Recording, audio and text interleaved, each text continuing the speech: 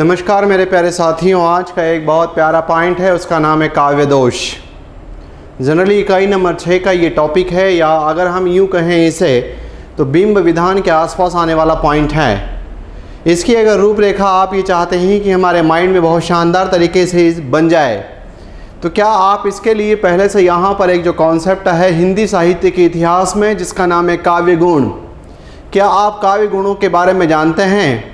तो इसका उत्तर आता है कि हाँ, हम जानते हैं कि काव्य गुण क्या होते हैं। इट मीन्स हम वहाँ पर जजमेंट लगा लेते हैं कि गुण के कारण उस काव्य की पंक्तियों की शोभा बढ़ती हुई दिखाई देती होगी। तो क्या यहाँ पर भी ऐसा है कि ये जो काव्य दोष लिखा हुआ है, तो जहाँ काव्य गुण के कारण उस कविता की पंक्तियाँ उत्कर्ष पर जाती हुई दिखाई देती होगी, उसी प्रकार से काव्य दोष के कारण जो उत्कर्ष वाला जो पॉइंट होगा काव्य का, वो अपकर्ष की तरफ जाता हुआ दिखाई देगा। तो आंसर आता है यस। बस यही चीज़ अगर समझ में आ जाती है तो हमें यहाँ पर ये जो आने वाला जो पॉइंट है जिसका नाम है काव्य दोष, इस पॉइंट को हम यहाँ पर बढ़िया तरीके से अज्यूम कर लेंगे, बढ़िया तरीके से हम इसको समझ लेंगे। शब्दों का खेल है, फैक्चुअल कुछ इन्फॉर्मेशन है। अगर ये बातें हमारी याद होती है या हमें इसमें यहाँ पर याद कर लेते हैं, देखो समझाने वाले कॉन्सेप्ट पर यहाँ पर कोई दिक्कत आपको आने वाली नहीं है ना। तो उसी संदर्भ में जैसे अगर हम इस पॉइंट को देखते हैं तो काव्य दोष, इसका मतलब है कि काव्य दोष काव्य की पंक्तियों में कोई ऐसी बात आ जाए, वो शब्द वाली हो, वो अर्थ वाली हो, वो रस दशा वाली हो, वो कौन सी वाली स्थिति हो, वो अपने को उसमें वहाँ पर नहीं पता। तो जब अगर अपने पास इसमें इस प्रकार की बातों को हाईलाइट करते हैं तो वो टाइटल हमारे पास जिस नाम से जाने और पहचाने जाते हैं, उन्हें हम यहाँ पर काव्य दोष के रूप में इंटरप्रेट करते हैं या काव्य दोष कहते हैं। अब जैसे यहाँ से चलते हैं आगे की तरफ, परिभाषा अपने पास यहाँ आई इसकी। तो उन्होंने कहा कि काव्य के वे तत्व जो रस के आस्वादन में बाधा उत्पन्न करे। आस्वादन का मतलब होता है यहाँ पर कहीं न कहीं आनंद की प्राप्ति होना। चूँकि जब काव्य की पंक्तियाँ पढ़ते हैं तो काव्य की पंक्तियों को पढ़ने के दौरान हमें आनंद आना चाहिए। आंसर आता है यस। तो उन्होंने कहा कि उसमें क्या कर दे, तो शब्द यहाँ पर पहले ही आपके पास आ गया और उसने ये कहा कि वो बाधा उत्पन्न कर दे। जो आपको मजा आना चाहिए था वो शब्द के कारण, वो अर्थ के कारण, रस दशा के कारण, इनमें से किसी एक कारण आपको मजा नहीं आया। और जब वहाँ पर अगर आपको मजा नहीं आता है तो उस प्रकार की स्थिति आपको यहाँ पर क्या कहलाती है? तो उन्होंने कहा कि ये जो आपको ऐसे जाना चाहिए था अपकर्ष की तरफ, यहाँ ऐसे जाना चाहिए था आपको उत्कर्ष की तरफ, ये जो है आपको इसमें यहाँ पर अपकर्ष की तरफ कहीं न कहीं ले जाता हुआ दिखाता है। क्योंकि ये वाली स्थिति जिस बात को इंडिकेट करेगी वो पॉइंट है उत्कर्ष, और ये वाला पॉइंट जिस बात को इंडिकेट करेगा वो टाइटल आपके पास क्या है? अपकर्ष। तो इसका मतलब है कि काव्य की पंक्तियों से जो आपको आस्वादन मिलना चाहिए था, जो आपको आनंद की प्राप्ति होनी चाहिए थी, वो आपको आनंद की प्राप्ति नहीं हुई और उसके बजाय जो है वहाँ पर कहीं न कहीं बाधा उत्पन्न हो गई। उस वाली स्थिति को अपन यहाँ जिस नाम से इंटरप्रेट करते हैं वो पॉइंट अपने पास कहलाता है काव्य दोष। आगे देखें, जिसके कारण काव्य के रसास्वादन में व्यवधान हो। अब यहाँ पर देखो कभी कभी ये शब्द ऐसे आएंगे, व्यवधान हो, बाधा हो, अपकर्ष हो, तो ये सब कहीं ना कहीं एक प्रकार से समान चलने वाले पॉइंट हैं जो आपके कॉन्सेप्ट को रोकने का काम करेंगे, है ना। उसे काव्य दोष कहते हैं। फिर यहाँ से आगे, जिस प्रकार काव्य के गुण काव्य का उत्कर्ष, ये शब्द आया, ये जो अपन ने डिस्कस किया कि काव्य के गुण काव्य का उत्कर्ष, उसी प्रकार से जो दोष होते हैं वो क्या करते हैं? तो उसने कहा कि जो दोष होता है वो उसमें वहां पर अपकर्ष पैदा करता है। दोषों के कारण काव्य का सौंदर्य कम हो जाता है, अर्थ को समझने में कठिनाई होती है। देखो यहाँ बात कही कि सौंदर्य भी कम हो जाता है और अर्थ को समझने में भी कठिनाई उत्पन्न होती है।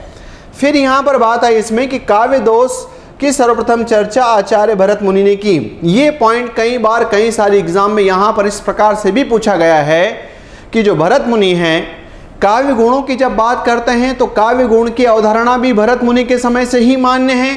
तो उसी प्रकार से यहाँ पर काव्य दोष की चर्चा भी सर्वप्रथम करने वाला विद्वान ही भरत मुनि है। क्योंकि कविताओं की दुनिया के यदि पहले किसी आचार्य का नाम आप जानते और पहचानते हैं तो वो नाम आपके पास यहाँ पर कविताओं की दुनिया का पहला नाम इसमें यहाँ पर क्या है? तो आंसर है इसमें आचार्य भरत। ये कविताओं की दुनिया का पहला नाम आपके पास है। तो उन्होंने यहाँ पर काव्य गुणों की चर्चा करने में भी सबसे पहले उसका नाम आता हुआ दिखाता है। उसी प्रकार से काव्य दोष की चर्चा करने में भी इनका नाम आता है। पर प्रश्न यहाँ पर नेट और आदि एग्जाम में अगर हम यहाँ पर प्रीवियस ईयर की अगर बात करते हैं तो इसमें यहाँ पर उन्होंने बार बार ये प्रश्न पूछा है कि आचार्य भरत मुनि के द्वारा काव्य दोषों की संख्या कितनी बताई गई है। अब यहाँ पर अपने को ये फैक्चुअल इंफॉर्मेशन याद रखना पड़ेगा कि काव्य दोषों की संख्या बताई इन्होंने कितनी, तो आंसर आपके पास आता है इसमें 10, है ना। चलते हैं यहाँ से आगे की तरफ। अगली बात है इसमें यहाँ पर भरत के अनुसार, मतलब अब यहाँ पर हम 4-5 परिभाषाएं लेंगे। भरत इट मीन्स भरत मुनि के अनुसार। जैसे मान लो ये प्रश्न आ गया कि भरत मुनि ने काव्य के दोष कितने बताए, हमने वहाँ टिक कर दिया कि 10 बताए। अब यहाँ से मान लो अगर ये पूछ ले कि दोषों के कारण काव्य कीर्ति नाटकों में अच्छी नहीं होती, है ना।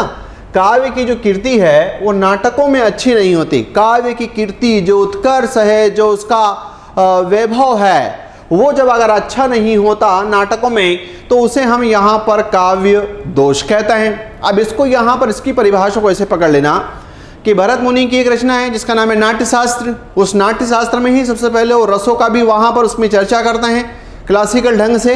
तो वहाँ से शब्द पकड़ लेंगे। जैसे मान लो पूरी परिभाषा नहीं याद होती कि दोषों के कारण काव्य की कीर्ति नाटकों में अच्छी नहीं होती, तो नाटक शब्द पकड़ करके अपने को भरत मुनि के साथ अटैच कर लेना है। अब जैसे ये पॉइंट यहाँ से ये वाला जो आता है ये थोड़ा सा इसमें यहाँ पर संस्कृत वाला है ना। अब इसमें भी अगर आप यहाँ पर इस शब्द पर अगर थोड़ा सा पकड़ बना लोगे तो भरत की परिभाषा आपको याद हो जाएगी, प्रेशर नहीं रहेगा उसकी किताब के नाम के अनुसार। ठीक, चलते हैं यहाँ से दूसरी अग्नि पुराणकार। इसमें यहाँ पर कहा गया है कि काव्य में उद्वेग उत्पन्न करने वाले। अब काव्य में उद्वेग इट मीन्स यहाँ पर व्यवधान, उद्वेग इट मीन्स यहाँ पर बाधा, उद्वेग इट मीन्स यहाँ पर अपकर्ष, और जो काव्य में हमें वो जो मिलना चाहिए था वो नहीं मिला, तो उत्पन्न करने वाले दोष क्या कहलाते हैं, तो उसे हम काव्य दोष कहते हैं। अब यहाँ से अपने को एक शब्द पहले पकड़ना है और वो शब्द है उद्वेग, और उद्वेग को जो है वो अग्नि के साथ कहीं न कहीं जोड़ देना है कि इसके कारण जो है अग्नि के कारण उद्वेग आ गया, बाधा हो गई, व्यवधान हो गया, अपकर्ष हो गया। जैसे ये पॉइंट एसोसिएट हुआ तो इसका स्टेटमेंट भी याद हो जाएगा अपने को। चलते हैं यहाँ से, देखो इसमें मैं 7-8 स्टेटमेंट बताऊंगा, लेकिन 4 स्टेटमेंट जो शुरू के हैं वो थोड़ा सा याद रखने का प्रयास करेंगे आप, या उसको याद करेंगे। आचार्य वामन गुण विपर्याय आत्मनो दोषा, अर्थात गुण के विरोधी तत्वों को। अब देखो गुण के विरोधी तत्वों से मतलब यहाँ पर क्या है, तो यहाँ पर एक काव्य गुण, गुण के विरोधी तत्वों से मतलब है आपके पास यहाँ पर क्या, तो आंसर आता है इसमें काव्य गुण। और काव्य गुण का जो दुश्मन होगा, जैसे उसने कहा कि काव्य गुण क्या करते हैं, कविताओं की शोभा बढ़ाते हैं। और मुझे लगता है कि कुछ काव्य गुणों के नाम तो आपको पता होंगे, जैसे ओज होता है, प्रसाद होता है, माधुर्य होता है, समता होता है, समाधि होता है, श्लेष होता है, सुकुमारता है, सौकुमार्य है। ये जो है कहीं ना कहीं आप वहाँ पर जानते होंगे। और अगर आपको अच्छे से याद हो तो भरत मुनि ने काव्य के दोष कितने बताए, 10। उसी प्रकार से भरत मुनि ने काव्य के गुण कितने बताए, तो उसका उत्तर भी आपके पास 10 है। तो वामन ने यहाँ पर ये कहा, वामन की परिभाषा में ये अपने को डिसाइड करना है कि गुण का विरोधी, इतना याद रखना है कि गुण का विरोधी, ये कहा वामन ने कि गुण का विरोधी जो होगा, काव्य गुण का जो विरोधी होगा उसे हम, क्योंकि देखो गुण विपर्यय, विपर्यय का मतलब होता है उसके वहां पर विपरीत, क्योंकि पर्यय का मतलब होता है समान, है ना। तो ये पॉइंट अपने पास यहाँ पर वामन की परिभाषा कहलाई। फिर यहाँ से आगे की तरफ इसमें अगर बढ़ें तो चौथी परिभाषा है आचार्य विश्वनाथ की, ये भी आप याद रखेंगे। तो ये 4 परिभाषाएं आपको कहीं ना कहीं याद रखनी है। आचार्य विश्वनाथ ने क्या कहा, दोषा इस तरह इस स्यापकर्षा, अर्थात जो काव्य की रमणीयता में, जो काव्य की रमणीयता में अपकर्षक हो।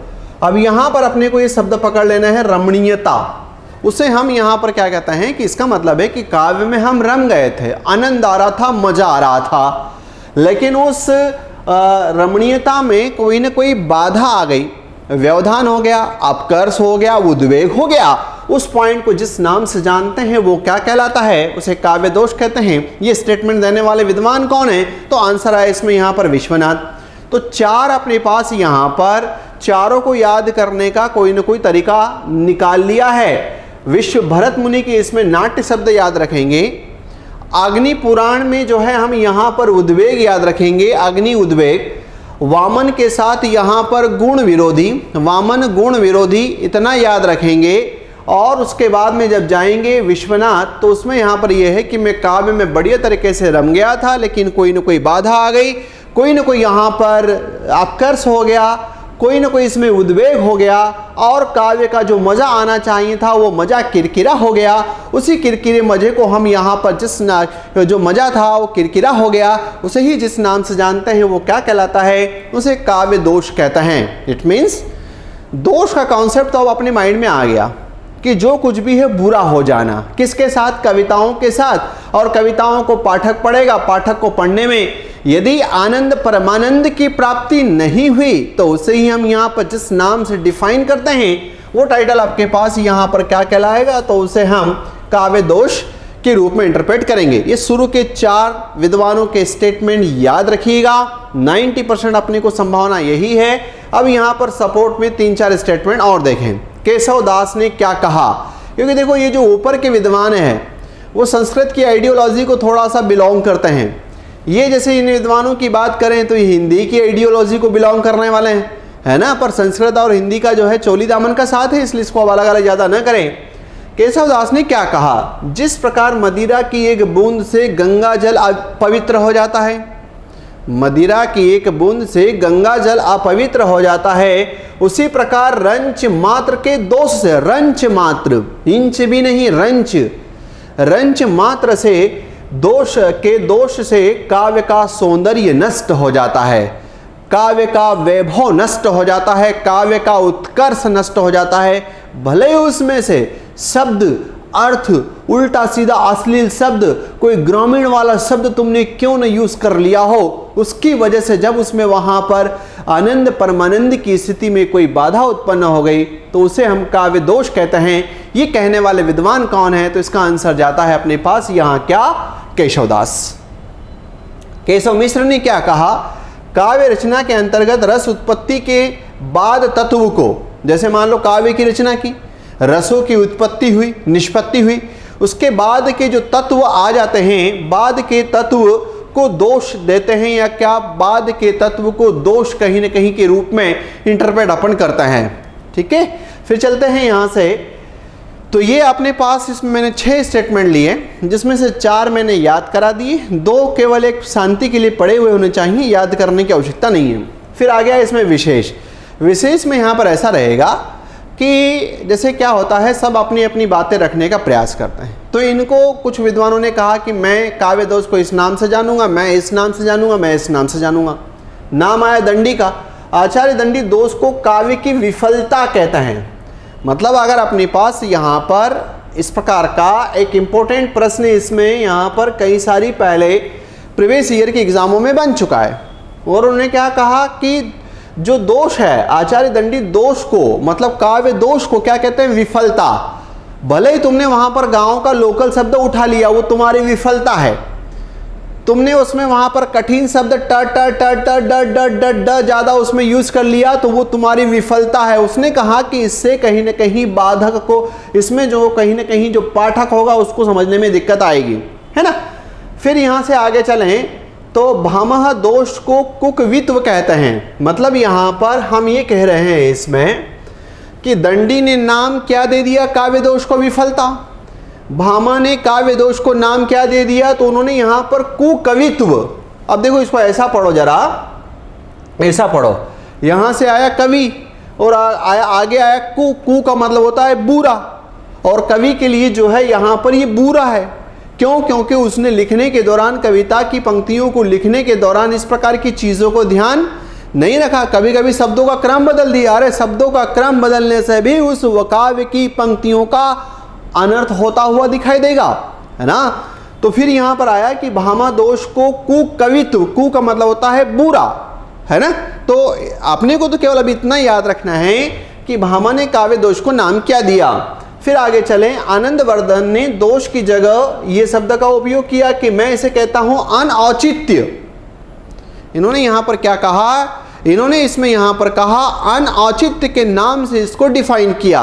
तो बात इसमें यहां पर आई कि दंडी ने विफलता कहा, भामह ने कुकवित्व कहा और आनंदवर्धन ने इसको क्या कहा, अनौचित्य के नाम से इसको जाना और पहचाना। तो ये जो है अपने पास यहाँ पर अलग अलग जो नामकरण की जो बातें आती हैं वो कहीं ना कहीं इसमें याद रखना है। फिर आगे देखो, काव्यार्थ के अपकर्ष की 3 विधियां हैं। मतलब जब हम यहाँ पर काव्य को देख रहे हों और उसमें अपकर्ष या उसका दोष या उसका बाधा या उसकी व्यवधान या उसके जो ऑब्स्टेकल्स हैं वो जब अगर आते हैं, उन्होंने कहा 3 विधियां हैं। नंबर 1, आस्वादन रुक जाने की वजह से। इसका मतलब ये होता है कि आनंद जो है वो रुक गया है, और कविता की पंक्तियों में यदि आनंद रुक गया है तो इसका मतलब है कि काव्य में दोष आ गया है, अपकर्ष आ गया है, कोई न कोई विघ्न, कोई न कोई बाधा आ गई है। उत्कृष्टता अवरोधक तत्व से, मतलब उसको जो ऊपर ले जाने वाले शब्द थे वो जो है वहाँ पर कहीं न कहीं आगे पीछे ऊपर नीचे हो गए। तो उसको अपन ने कहा कि ये काव्य का अपकर्ष की 3 विधियों में से है। आस्वादन में विलंब वाले कारणों से, आस्वादन तो आया, मज़ा तो आया, कविता आज पढ़ी, खाना आज खाया। आज अगर मान लो कि थर्सडे है, गुरुवार है, तो मज़ा जो है वो अगले गुरुवार को आ रहा है। तो इसका मतलब यहाँ पर यह है कि आज जिसका रसास्वादन का मज़ा आना चाहिए था वो अगर 8 दिन के बाद आ रहा है, तो इस प्रकार की स्थिति को यहाँ पर अपकर्ष के रूप में कहीं न कहीं देखने का प्रयास किया जाता है। आप इसको यहाँ पर याद रखें। अब यहाँ से चलें कि काव्य गुण के 10 भेद भरत मुनि द्वारा उल्लेखित किए गए। ये फैक्ट कई बार कई सारी एग्जाम में आया है, क्योंकि कविताओं की दुनिया के पहले प्रोफेसर या आचार्य की बात करते हैं तो नाम आता है भरत मुनि का, है ना। भरत मुनि ने काव्य दोषों की संख्या, चूंकि काव्य गुण, अच्छी बात यह है काव्य गुण भी 10 बताएं, काव्य दोष भी 10 बताएं। अब यहाँ पर जैसे ये प्रश्न आ गया, अगली बार यदि तुमको परेशान करना रहा तो प्रश्न यहाँ पर यही आएगा कि आचार्य भरत मुनि ने निम्न में से कौन सा काव्य दोष नहीं बताया। तब आपकी जो है वो सिट्टी बिट्टी गुम होगी, क्योंकि फिर अब इनको यहाँ पर याद करना है। ठीक है, अब इसमें यहाँ पर क्या है, तो पहला शब्द है गुड़, गुणार्थ, दूसरा है एक, एकार्थ, तीसरा है न्याय, आदेत, चौथा है अर्थहीन, 5वां है विषम, 6वां है आपके पास यहाँ पर शब्द, 7वां है इसमें, है ना, इसको ऐसे कर लेना 6, 7, 8, 9 और 10 शब्द, 7वां है अर्थ, 8वां है अभिलुप्तार्थ, 9वां है भिन्नार्थ और 10वां है विसंधि। तो ये नाम इसमें कहीं ना कहीं आते हुए दिखाई दे रहे हैं। ये प्रश्न केवल तब ही इम्पोर्टेंट है क्योंकि कॉन्सेप्ट में इनको ज़्यादा नहीं देखेंगे। कॉन्सेप्ट में वहाँ पर पढ़ने के लिए, समझने के लिए जो एग्जाम्पल आते हैं वो दूसरे आते हैं, है ना। तो उस स्थिति में अपने पास ये केवल यहाँ इसलिए कि नाम याद करना। अब इसमें थोड़ा सा एक बना लो कि यहाँ अर्थ है, यहाँ अर्थ है, यहाँ अर्थ है, यहाँ पर अर्थ है, यहाँ पर अर्थ है, यहाँ पर अर्थ है। तो 6 तो ऐसे पॉइंट हैं जिसमें अर्थ हैं, गुणार्थ, एकार्थ, अर्थहीन, अर्थांतर, अभिलुप्तार्थ और भिन्नार्थ। 6 पॉइंट आपके पास, 2 ऐसे हैं विसंधि और विषम वाले, ये 2 8। अब 2 थोड़े से इसमें यहाँ पर, एक ये वाला और एक ये वाला, कि शब्द के कारण न्याय नहीं मिला, शब्द के कारण न्याय नहीं मिला, विषम विसंधि परिस्थिति थी, और 6 प्रकार का यहाँ पर इसमें अर्थ की बात उसमें कर दी। तो ऐसा थोड़ा सा इसको दबोचोगे 1-2 बार तो ये आसानी से आपको याद हो जाएगा, ऐसी उम्मीद करते हैं। अन्यथा तो फैक्ट 100% जो है वो केवल आता है कि भरत मुनि ने कितने काव्य के दोष बताए हैं, तो इसका उत्तर जाएगा, ये है अपने पास यहाँ पर 10। ठीक है, चलते हैं अगला फैक्ट याद करते हैं इसमें। फिर आया भामा ने काव्य दोषों की संख्या कितनी बताई, तो इसका उत्तर जाएगा कि भामा ने 3। भामा का उत्तर कितना है इसमें, 3। सामान्य दोष, वाणी दोष, अन्य दोष। सामान्य दोष, वाणी दोष, अन्य दोष, ये 3 नाम जो है बताने वाला विद्वान आपके पास इसमें कौन है, तो वो है भामह।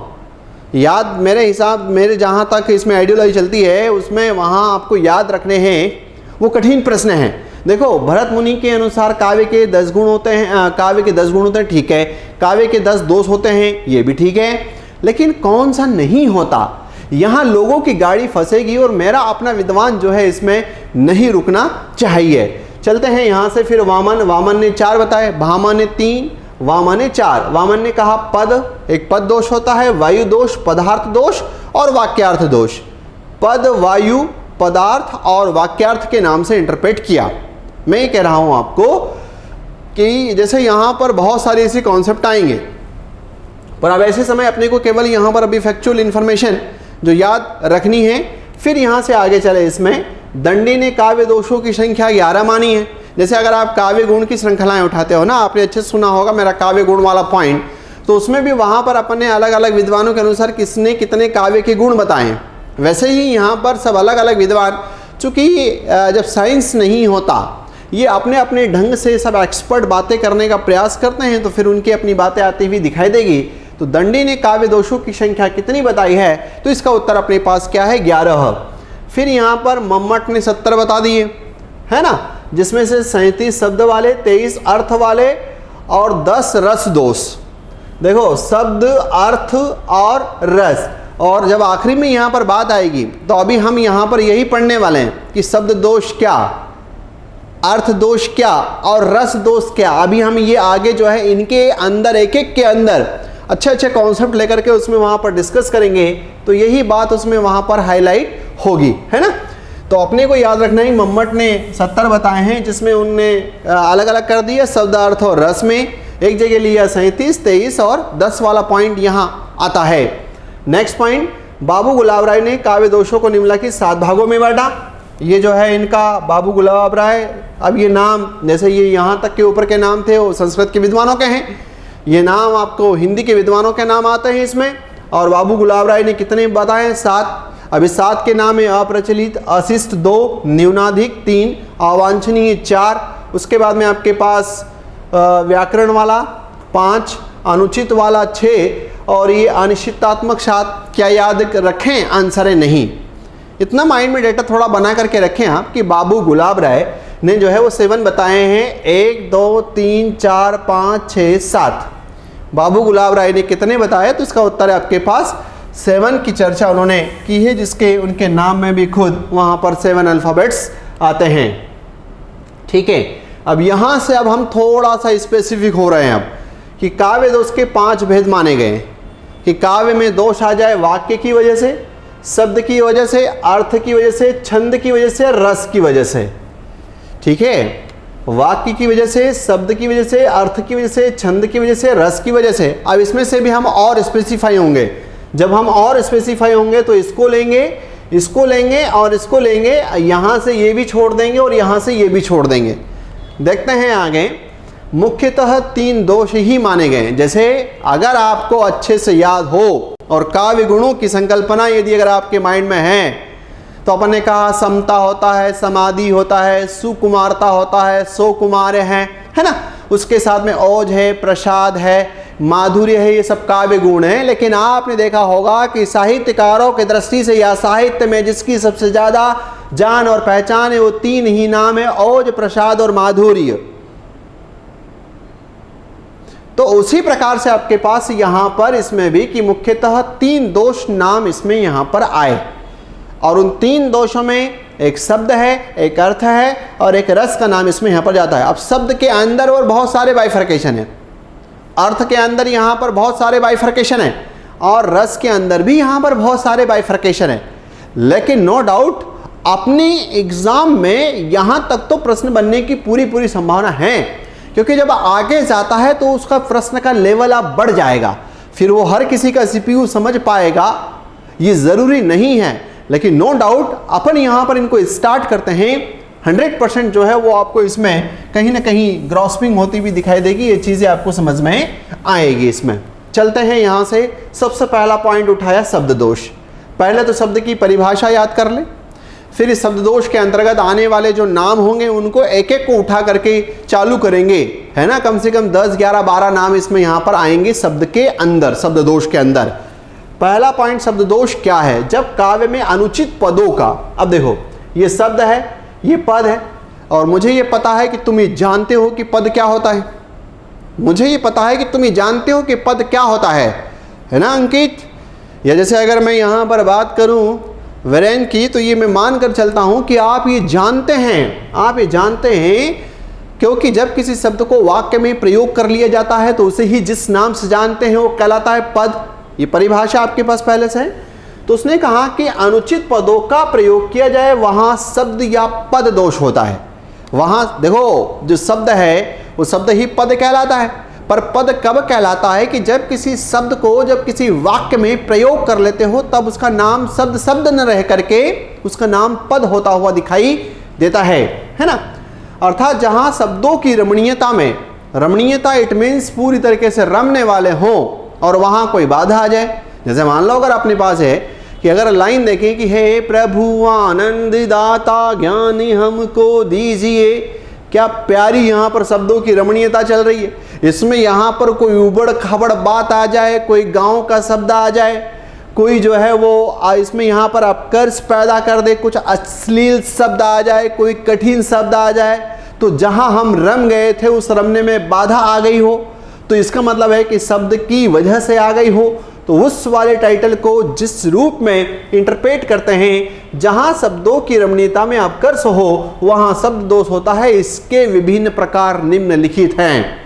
अब शब्द दोष के अंदर हम यहाँ पर 11-12 नाम अभी डिस्कस करेंगे और उम्मीद करेंगे कि वो शब्द आपको थोड़ा सा कठिन लगेगा, लेकिन उस शब्द के कॉन्सेप्ट को तो उसमें वहाँ पर पेस्ट बनाने की पूरी संभावना है। आपको ज़्यादा जो है वो चबाने की ज़रूरत नहीं पड़ेगी। चलते हैं। पहला नाम आया दुस्त्रवता, अतिकद या श्रुति कत्व दोष। अब नाम से ही स्पष्ट है, दूह श्रुवता है ना, दूह स्त्रवता। इसका मतलब हमारे पास यहाँ पर जब बात इसमें आती हुई दिखाई दे रही है इसमें, तो वो कहने का ये प्रयास कर रहा है कि सुनने में कहीं ना कहीं बाधा आ रही है। तो आंसर है कि हाँ। अच्छा, तो कॉन्सेप्ट ऐसे ही निकलेगा। हाँ, श्रुति कतुत्व, इट मीन्स यहाँ पर श्रुति मतलब सुनना। देखो, काव्य को सुनने में कठोर लगने वाले, काव्य को सुनने में कठोर लगने वाले शब्दों का जब अधिक प्रयोग होता है तो सुनने में अच्छे नहीं लगते, उसे श्रुति कतुत्व दोष कहते हैं। जैसे ट वर्ग, जैसे ये लाइन को ही बेकार माना जाता है। ये ट ठ ड ढ ढ अणा वाली जो लाइन होती है, इस लाइन को बेकार ही माना जाता है और सुनने में ये बहुत अच्छी नहीं मानी जाती, कर्णप्रिय नहीं मानी जाती। और जब किसी विद्वान के द्वारा अपनी कविता की पंक्तियों में इनको डाल दिया जाए या इनको घुसेड़ दिया जाए, जैसे मैंने शब्द यहाँ पर यूज़ कर लिया घुसेड़ दिया जाए, अब ये शब्द यहाँ यूज़ नहीं करना चाहिए, क्योंकि अगर ऐसे शब्द होते हैं वो कहीं ना कहीं दोष उत्पन्न करते हैं, है ना। त वर्ग वाले जो शब्द हैं, संयुक्त अक्षर वाले, लंबे लंबे सामसिक पद, लंबे लंबे बड़े बड़े शब्द आ जाए, एक तो वहाँ पर अनुस्वार और महाप्राण ध्वनियों का प्रयोग हो जाए, मतलब जितनी भी कठिनता है वो सब इसमें यहाँ पर अगर डाल दी जाए और इस प्रकार की चीज़ों से जो उत्पन्न होने वाला दोष होगा वो इस नाम से यहाँ पर जाना और पहचाना जाए। कैसे? देखो, जैसे आया, अब इसको पढ़ोगे है तो समझ में आएगा। ये यहाँ पर आपके पास संयुक्त अक्षर हो गया, है ना, बक बक करी। अब इसको पढ़ने में ही दिक्कत हो रही है, बक करी। जब अगर इसको पढ़ोगे तो इसको पढ़ने में ही दिक्कत हो रही है, तो सुनने वाले को तो और जो है यहाँ पर कहीं ना कहीं गड़बड़ होती हुई दिखाई देगा। अति डंक करी, अस संक कुलिति खल सच्ची सच्ची कित भरोज चल ली। अब ये देखो, अब इसी बातों को मतलब ये तो वास्तव में पहले तो ये लिखने वाले विद्वान को सलाम करना पड़ेगा।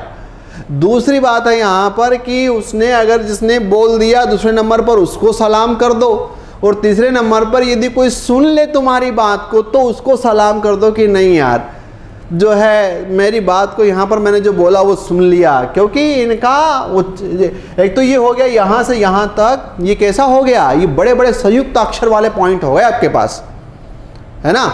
फिर यहाँ पर देखो, कटर कटर तंडुल चबात हरी हंसी हंसी के। अब यहाँ पर ये ट ट ट ड ढ ढ वाला जो आया है, ये इसमें यहाँ पर दोष उत्पन्न कर रहा है। इस उदाहरण में प्रयुक्त शब्द कटर कटर कठोर शब्द है, अतः यहाँ श्रुति कतुत्व दोष कहीं न कहीं माना जाएगा या उसे हम इसमें लेंगे। आप इसको ऐसा पकड़ो, सुनने में कठोर लगे, सुनने में कठोर लगे, सुनाने वाला तो हो चके हो, इसमें यहाँ पर प्रैक्टिस करके सुना देगा, लेकिन आपको सुनने में कठोर लगे और ट ठ ढ ढ वाली महाप्राण वाली ध्वनियाँ इसमें कहीं ना कहीं आ जाए, संयुक्त अक्षर बड़े बड़े आ जाएं, तो उस प्रकार की स्थिति को हम यहाँ पर श्रुति का जो है कतुत्व या दूह स्रवता के नाम से जानते हैं, जहाँ पर हमको सुनने में दिक्कत महसूस होती हुई दिखाई दी। ठीक है, चलते हैं पॉइंट नंबर 2 पर। इसमें च्युत संस्कृत। अब ये जो है शब्द दोष, इसमें आगे आप ऐसे यहाँ पर जोड़ते जा सकते हो। ये जो है आपके पास यहाँ पर शब्द दोष, बेसिकली इस शब्द से यहाँ पर मतलब है वो है व्याकरण। इस शब्द से जो मतलब है वो है हमारे पास इसमें यहाँ पर व्याकरण, कि जहाँ कोई शब्द व्याकरण के नियमों के विरुद्ध चला जाए उसे हम यहाँ पर जिस नाम से जानते हैं वो टाइटल अपने पास क्या कहलाता है, तो उसे हम यहाँ पर च्युत संस्कृत दोष, शब्द दोष के नाम से इंटरप्रेट करते हैं। व्याकरण के नियमों के विरुद्ध जाने के कारण आने वाली जो स्थितियां हैं, जैसे यहाँ पर देखें कि मरम वचन जब सीता बोला, अब यहाँ पर ये देखो, जैसे राहुल बोली, प्रियंका बोला, इस प्रकार की बातें जब अगर अपन इसमें यहाँ पर कहें, गणेश बोली, मीरा बोला, इट मीन्स यहाँ आपने क्या कर दिया, तो व्याकरण के नियमों के विरुद्ध जो है वो आप चले गए। तो आंसर आया कि हाँ, मरम वचन जब सीता बोला, इस उदाहरण में बोला की जगह पर बोली होना चाहिए था। इट मीन्स यहाँ पर क्या है, ये वाला आपके पास दोष है व्याकरणिक। फिर आ गए राजे विराजे मख भूमि में थे राजे, यहाँ जो शब्द राजे है उसकी जगह आना चाहिए था राजा। तो यहाँ पर यह है कि राजे की जगह राजा वाला पॉइंट आ गया, तो कहीं ना कहीं व्याकरण दोष वाली जो बातें आती हुई दिखाई दे रही है। तो इसको अपन यहाँ पर इस नाम से जानते और पहचानते हैं। उम्मीद करते हैं कि कॉन्सेप्ट जो है वो गले के अंदर अब धीरे धीरे जाने का प्रयास कर रहे होंगे, है ना। और अगर कर रहे हैं तो फिर कमेंट बॉक्स में कमेंट भी चाहिए कि कैसा लगा, और लोगों को आप भेजते भी रहें। अगला अप्रयुक्त। अप्रयुक्तत्व ऐसे शब्दों का प्रयोग जो व्याकरण कोश आदि से ठीक तो हो, मतलब यहाँ पर यह है कि व्याकरण की दृष्टि से ठीक हो परंतु बोलने में न आते हों, उन्हें यहाँ पर अप्रयुक्त। अप्रयुक्त, प्रयुक्त तो कर सकते हैं, व्याकरणिक दृष्टि से ठीक भी है, लेकिन वो प्रयुक्त नहीं हो रहे हैं। तो उस प्रकार की आइडियोलॉजी को हम यहाँ पर अप्रयुक्त शब्द दोष के नाम से जानते और पहचानते हैं। जैसे उत्तरा सापति रेखा अधिपति है। अब यहाँ पर उत्तरा सापति, उत्तर दिशा का स्वामी कुबेर, उत्तर दिशा का स्वामी कुबेर, इसका मतलब है कि ये शब्द जो है वो हमारे इसमें व्याकरणिक दृष्टि से सही तो था, लेकिन इसका हम उपयोग जो है वो हम इसमें नहीं कर पा रहे हो। तब इस प्रकार की जो स्थिति है उसको हम यहाँ पर जिस नाम से जानते हैं और पहचानते हैं वो टाइटल आपके पास अप्रयुक्त शब्द दोष के अंदर जाएगा। चौथा नाम था ग्रामेत्व। नाम से ही स्पष्ट है, ग्रामेत्व, इसका मतलब है यहाँ पर गांव। बोले ठूस दे रहे, घुसेड़ दे, तो ये जो ठूस दे रहे, ये घुसेड़ दे, ये जो पॉइंट है, मान लो कभी जब कोई काव्य की कविता की पंक्तियाँ लिखें और गांव के शब्दों का उसमें वहाँ पर बोलबाला हो जाए, तो उस प्रकार का जो शब्द दोष कहलाएगा वो कहलाएगा ग्रामित्व, है ना। जहाँ साहित्यिक भाषा में गंवारू शब्दों का, गांव के शब्दों का, गंवारू शब्दों का, गांव के शब्दों का, ग्रामीण शब्दों का जो लोकल लोक भाषाओं में चलते प्रचलित होते हैं, उस प्रकार के पॉइंट यदि आ जाते हैं तो उसे हम यहाँ पर ग्रामित्व के नाम से जानते हैं। जैसे इसमें देखें, मुड़ पे मुकुट धरे सोहत गोपाल है। यहाँ मुड़ का मतलब होता है मस्तिष्क, मूड की जगह शब्द यूज करना चाहिए था, वो था मस्तिष्क। मस्तिष्क की जगह मूड शब्द का प्रयोग किया गया है ना, जो एक ग्रामीण शब्द है, गंवारू शब्द है, अतः यहाँ पर ग्रामित्व काव्य दोष होगा। ठीक है, तो ये है, ये भी इजी है इसके नाम के हिसाब से। नंबर 5 अश्लील। अश्लील, इसको ऐसे ही पढ़ लो, अश्लील मतलब अश्लील शब्द। अब यहाँ पर अश्लील का मतलब ये समझ जाओ कि अश्लीलता, जब यहाँ पर श्लील नहीं है, अश्लील शब्द है। अब अश्लील शब्द तो आपके इन्वायरमेंट में भी आपकी जो है वो बोलचाल में भी आगे पीछे ऊपर नीचे कहीं ना कहीं तो आप लेते हैं या आ जाते होंगे, है ना। काव्य में जहाँ अश्लील, लज्जा, घृणा आदि सूचक शब्दों का प्रयोग हो जाए वहाँ अश्लीलत्व काव्य दोष होता है। जहाँ भाषा में अश्लील शब्दों का प्रयोग कर दिया जाए उसे हम यहाँ पर इस नाम से जानते हैं। मैंने ज़्यादा तो यहाँ पर नहीं, क्योंकि एग्जाम्पल मेरे पास भी इसमें एक से बढ़ करके एक थे। बेसिकली जो रहते हैं कि जब कभी लड़ाई दंगा होते हैं और एक दूसरे की तरफ जो रवाना करते हो ना, वो सब सारे टाइटल यहाँ पर इनडायरेक्टली सब समझ जाना, ये पॉइंट इसके अंदर आते हुए दिखाई देंगे, है ना। लगे थूक कर चाटने अभी अभी श्रीमान, इस उदाहरण में थूक कर चाटना लज्जाजनक शब्द है, ये एक प्रकार का अश्लील है। ये तो एक बहुत इसका अश्लील का एक छोटा सा सिंपल वाला उदाहरण है, बाकी मैंने आपको इनडायरेक्टली बता दिया है। आप सब लोगों के सीपीयू जो है वो अंडरस्टैंड कर रहे होंगे कि ये किस दिशा में यहाँ पर शब्द आपके पास जाने वाले होते हैं, तो उसको अपन इसके अंदर रखते हैं। फिर चलता है यहाँ पर अप्रतीत्व। अब इसमें है जहाँ ऐसे शब्दों का प्रयोग किया जाए जिसका संबंध किसी विद्या विशेष से हो या फिर वह शब्द पारिभाषिक हो। अपने को ये शब्द पकड़ना है, अप्रतीतित्व। इट मीन्स वहाँ पर पारिभाषिक शब्द। अब मुझे लगता है कि पारिभाषिक शब्द क्या होते हैं वो आप जानते हैं। पारिभाषिक शब्द ऐसे शब्द होते हैं जो आम तौर पर सभी परिस्थिति में, सभी जगहों पर, सभी स्थानों पर उनके अर्थ में किसी प्रकार का डायलेमा न आए, वो हमेशा एक समान उपयोग होते हुए दिखाई दें। विज्ञान, गणित, इंजीनियरिंग या फिलोसॉफी या जूलॉजी, बॉटनी आदि के जो शब्द होते हैं जहाँ पर हम उनके एक निश्चित अर्थ उनका डिसाइड करते हैं, वो शब्द आपके पास क्या कहलाता है, उसे पारिभाषिक शब्द के रूप में डिफाइन करते हैं। तो यदि ऐसा कोई टेक्निकल शब्द आ जाए तो उसको, उस प्रकार के दोष को यहाँ पर जिस नाम से इंटरप्रेट किया जाएगा वो कहलाएगा, इसमें यहाँ पर अप्रतीतित्व दोष कहलाएगा। जैसे योषापमार के रोगी को कभी कभी शुद्ध मल दिया जाता है। अब यहाँ पर ये योषापस्मार है, इसका मतलब है हिस्टीरिया रोग, इसका मतलब है हिस्टीरिया रोग है, इसका मतलब है मल संख्या। तो बेसिकली उसकी जगह यहाँ पर बहुत ज़्यादा टेक्निकल शब्द यूज़ कर लिया गया हिस्टीरिया रोग की जगह, और टेक्निकल शब्द ही पारिभाषिक शब्द कहलाता है। और ये ऐसा शब्द है कि जो कश्मीर से कन्याकुमारी तक या गुजरात के अहमदाबाद से लेकर के आसाम के सिलचर तक सब जगह ये चलता है। तो ऐसे पारिभाषिक शब्द यदि यूज़ कर लिए जाते हैं जहाँ साधारण जनता, तुमको हमको रसास्वादन होना चाहिए था, उन काव्य की पंक्तियों का हम नहीं कर पाए, तो उस वाली स्थिति को इसमें यहाँ पर इस नाम से जानते और पहचानते हैं। फिर इसमें यहाँ से आगे की तरफ बढ़े तो अगला नाम है क्लिष्ट तत्व। अब यहाँ पर क्लिष्टत्व, इसका मतलब, क्लिष्ट का मतलब ये होता है कठिन, इसका मतलब ये होता है कठिन, इसका मतलब होता है जटिल, इसका मतलब ये होता है दुरूह, है ना।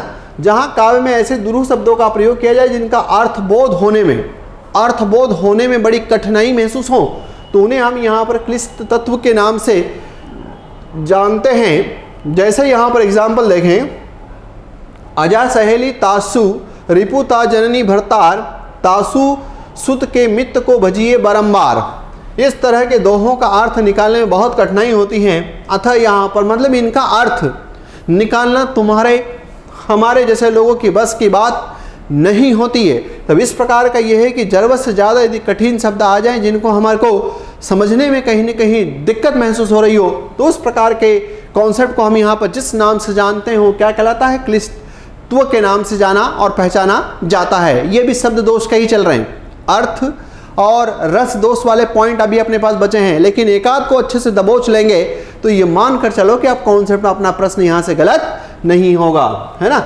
न्यून पदत्व, नाम से ही स्पष्ट है। न्यून पद, पद का मतलब होता है शब्द, न्यून का मतलब होता है कम शब्द आए। भाई जरूरत और थी लेकिन आया नहीं वो। जहां अर्थ की प्राप्ति हेतु शब्द बाहर से जोड़ने की आवश्यकता पड़े, अरे तो पहले ही डाल देता ना उसमें, वहां पर डला नहीं, अब उसमें बाहर से जोड़ करके फिर उसका अर्थ समझाने का प्रयास करें, तो उस प्रकार की जो स्थिति होती है वो न्यून पदत्व दोष कहीं ना कहीं कहलाता है। जैसे कृपा दृष्टि हो जाए यदि बन जाए सब काम, तो यहाँ पर कृपा दृष्टि हो जाए आपकी, अगर ऐसा हो जाता तो ज़्यादा अच्छा होता।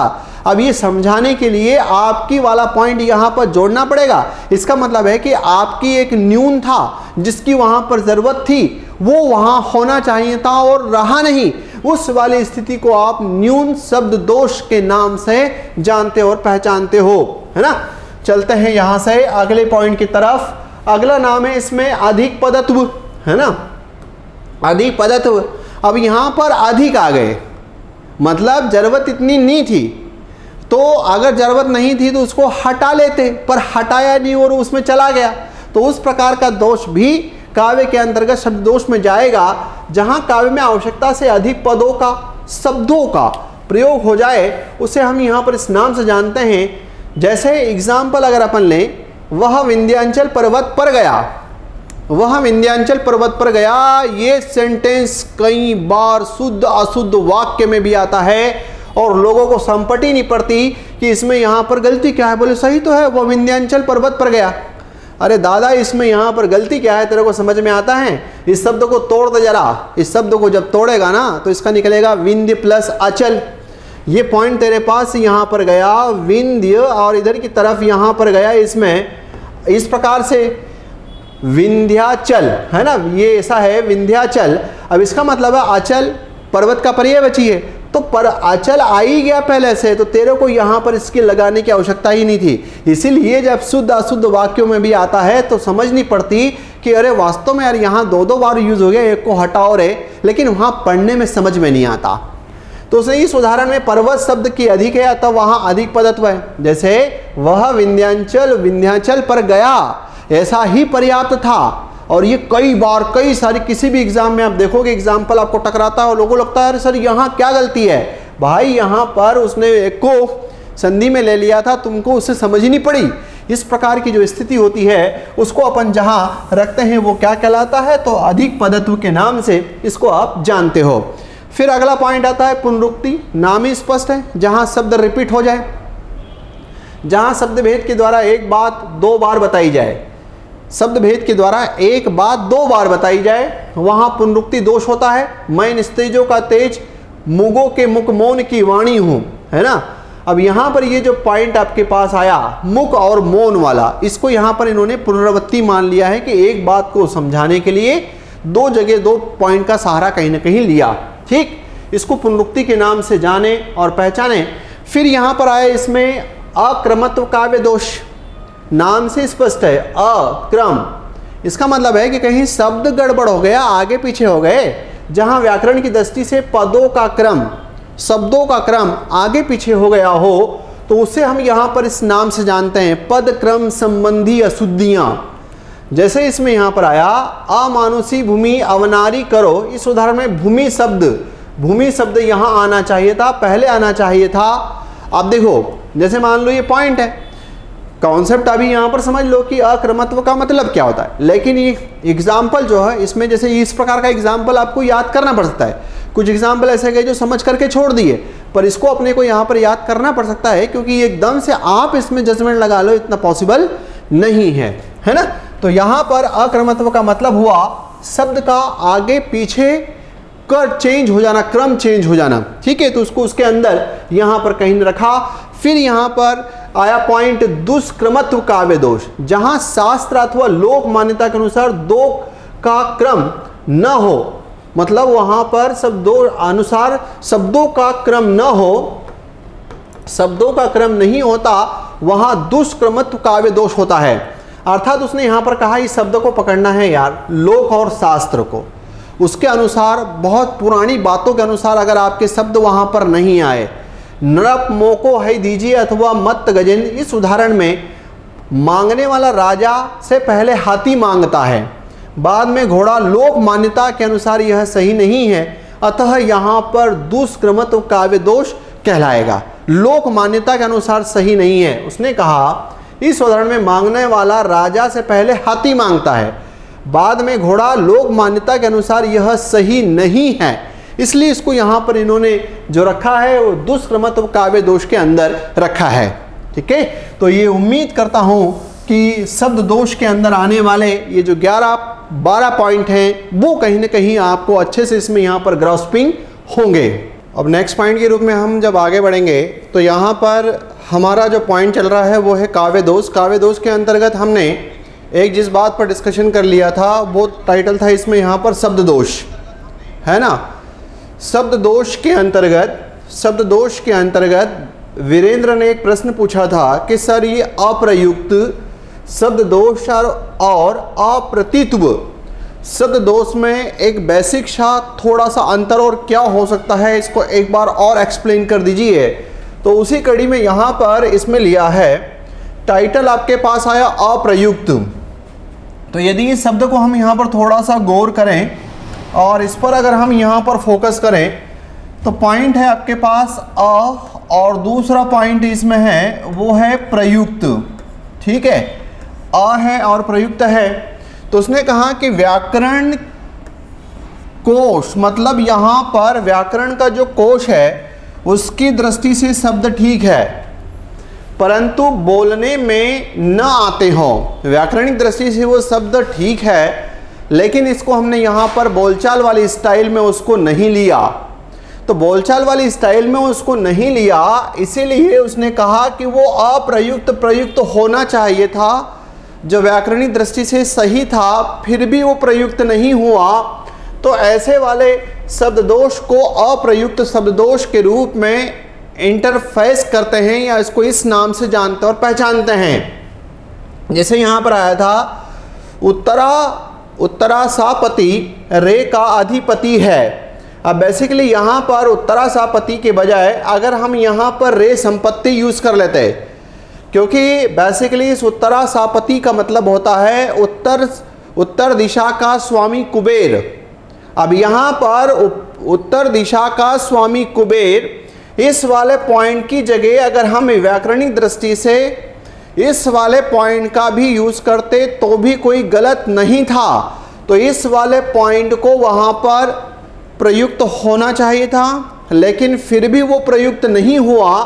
तो ऐसी स्थिति के कारण इस वाले पॉइंट को जिस नाम से जाना और पहचाना गया वो कहलाया अप्रयुक्त शब्द दोष, ठीक है। व्याकरणिक दृष्टि से शब्द सही था, उसका उपयोग करना चाहिए था, उसको प्रयोग करना चाहिए था, उसको प्रयुक्त करना चाहिए था, फिर भी हमने प्रयुक्त नहीं किया। उसके स्थान पर उत्तरासापति शब्द यूज कर लिया, उत्तरासापति रे। अगर हम यहाँ पर रे संपत्ति भी यूज कर लेते तो भी कोई दिक्कत की बात नहीं होती, क्योंकि इसका जो मतलब होता है कि उत्तर दिशा का स्वामी कुबेर, इस शब्द का भी मतलब वही होता है कि उत्तर दिशा का स्वामी कुबेर। तो ये पॉइंट हुआ अप्रयुक्त, प्रयुक्त होना चाहिए था, नहीं हुआ। उसी स्टाइल को अप्रयुक्त शब्दोष के नाम से जाना और पहचाना गया। फिर यहां पर आया इसमें अप्रतीतित्व। यहां पर जो पॉइंट अपने पास आता है कि अप्रतीतित्व, अगर हम इसको इस नाम से भी अगर देखें तो इसने यहां पर जो एक पॉइंट लिया है, इसमें केवल आपको प से एक पॉइंट लेना है, वो है इसमें यहां पर पारिभाषिक।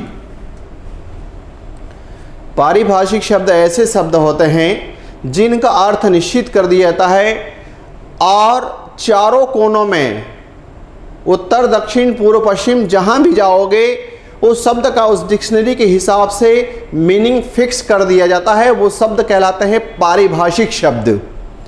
तो यहां पर पॉइंट आया था इसमें कि अप्रतीत्व शब्द दोष के संदर्भ में जब अपन ने कहा तो उसने कहा कि पारिभाषिक शब्द हो, मतलब उसने कहा कि किसी विद्या विशेष, विद्या विशेष का मतलब होता है इंजीनियरिंग विशेष, विद्या विशेष का होता है मेडिकल विशेष, विद्या विशेष का होता है वनस्पति शास्त्र, विद्या विशेष का अर्थ होता है दर्शन शास्त्र, विद्या विशेष का अर्थ होता है अर्थशास्त्र, विद्या विशेष का अर्थ होता है पॉलिटिकल साइंस।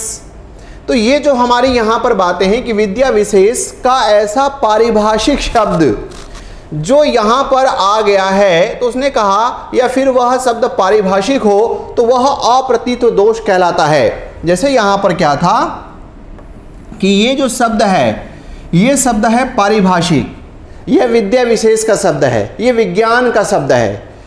योशा पसमार ये विज्ञान का शब्द है, ये यहाँ यूज हो गया।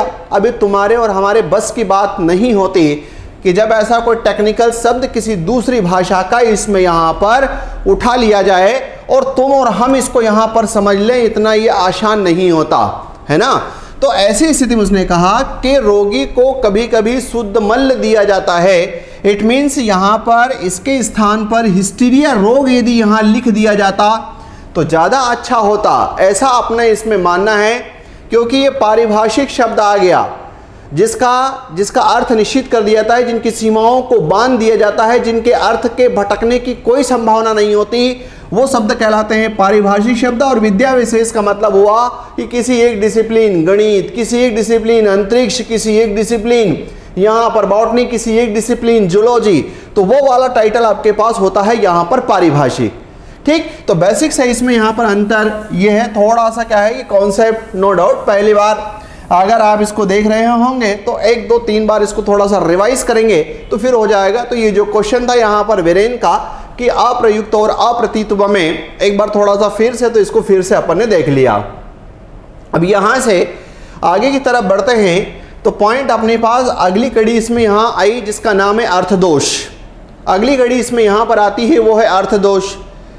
अब पहला वाला जो पॉइंट था, क्योंकि जब बेसिकली हमने बात करी ठीक है कि भरत मुनि ने काव्य के यहाँ पर दोष कितने बताए, 10 है ना।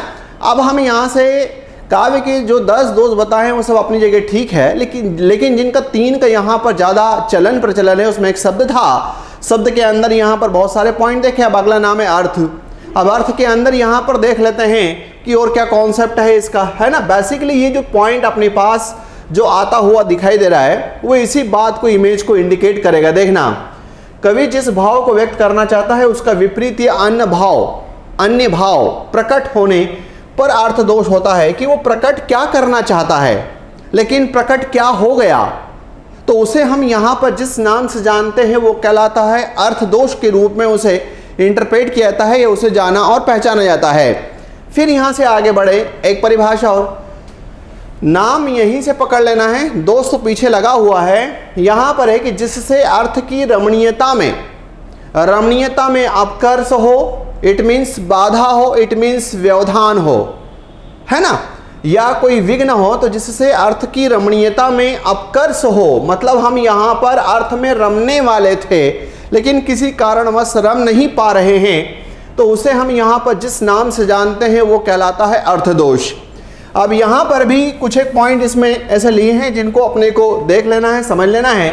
जैसे उसने यहाँ पर कहा कि इसके भी कई सारे मुख्य भेद आते हैं, जिसमें पहला पॉइंट है प्रसिद्ध त्याग। क्या होता है ये? जहाँ जब कोई ऐसी बात कही जाए जो लोक या शास्त्र के विरुद्ध हो, लोक या शास्त्र के विरुद्ध हो, उसे हम यहाँ पर जिस नाम से जानते हैं वो कहलाता है प्रसिद्ध त्याग। अर्थ की दृष्टि से आपके पास यहाँ पर काव्य दोष।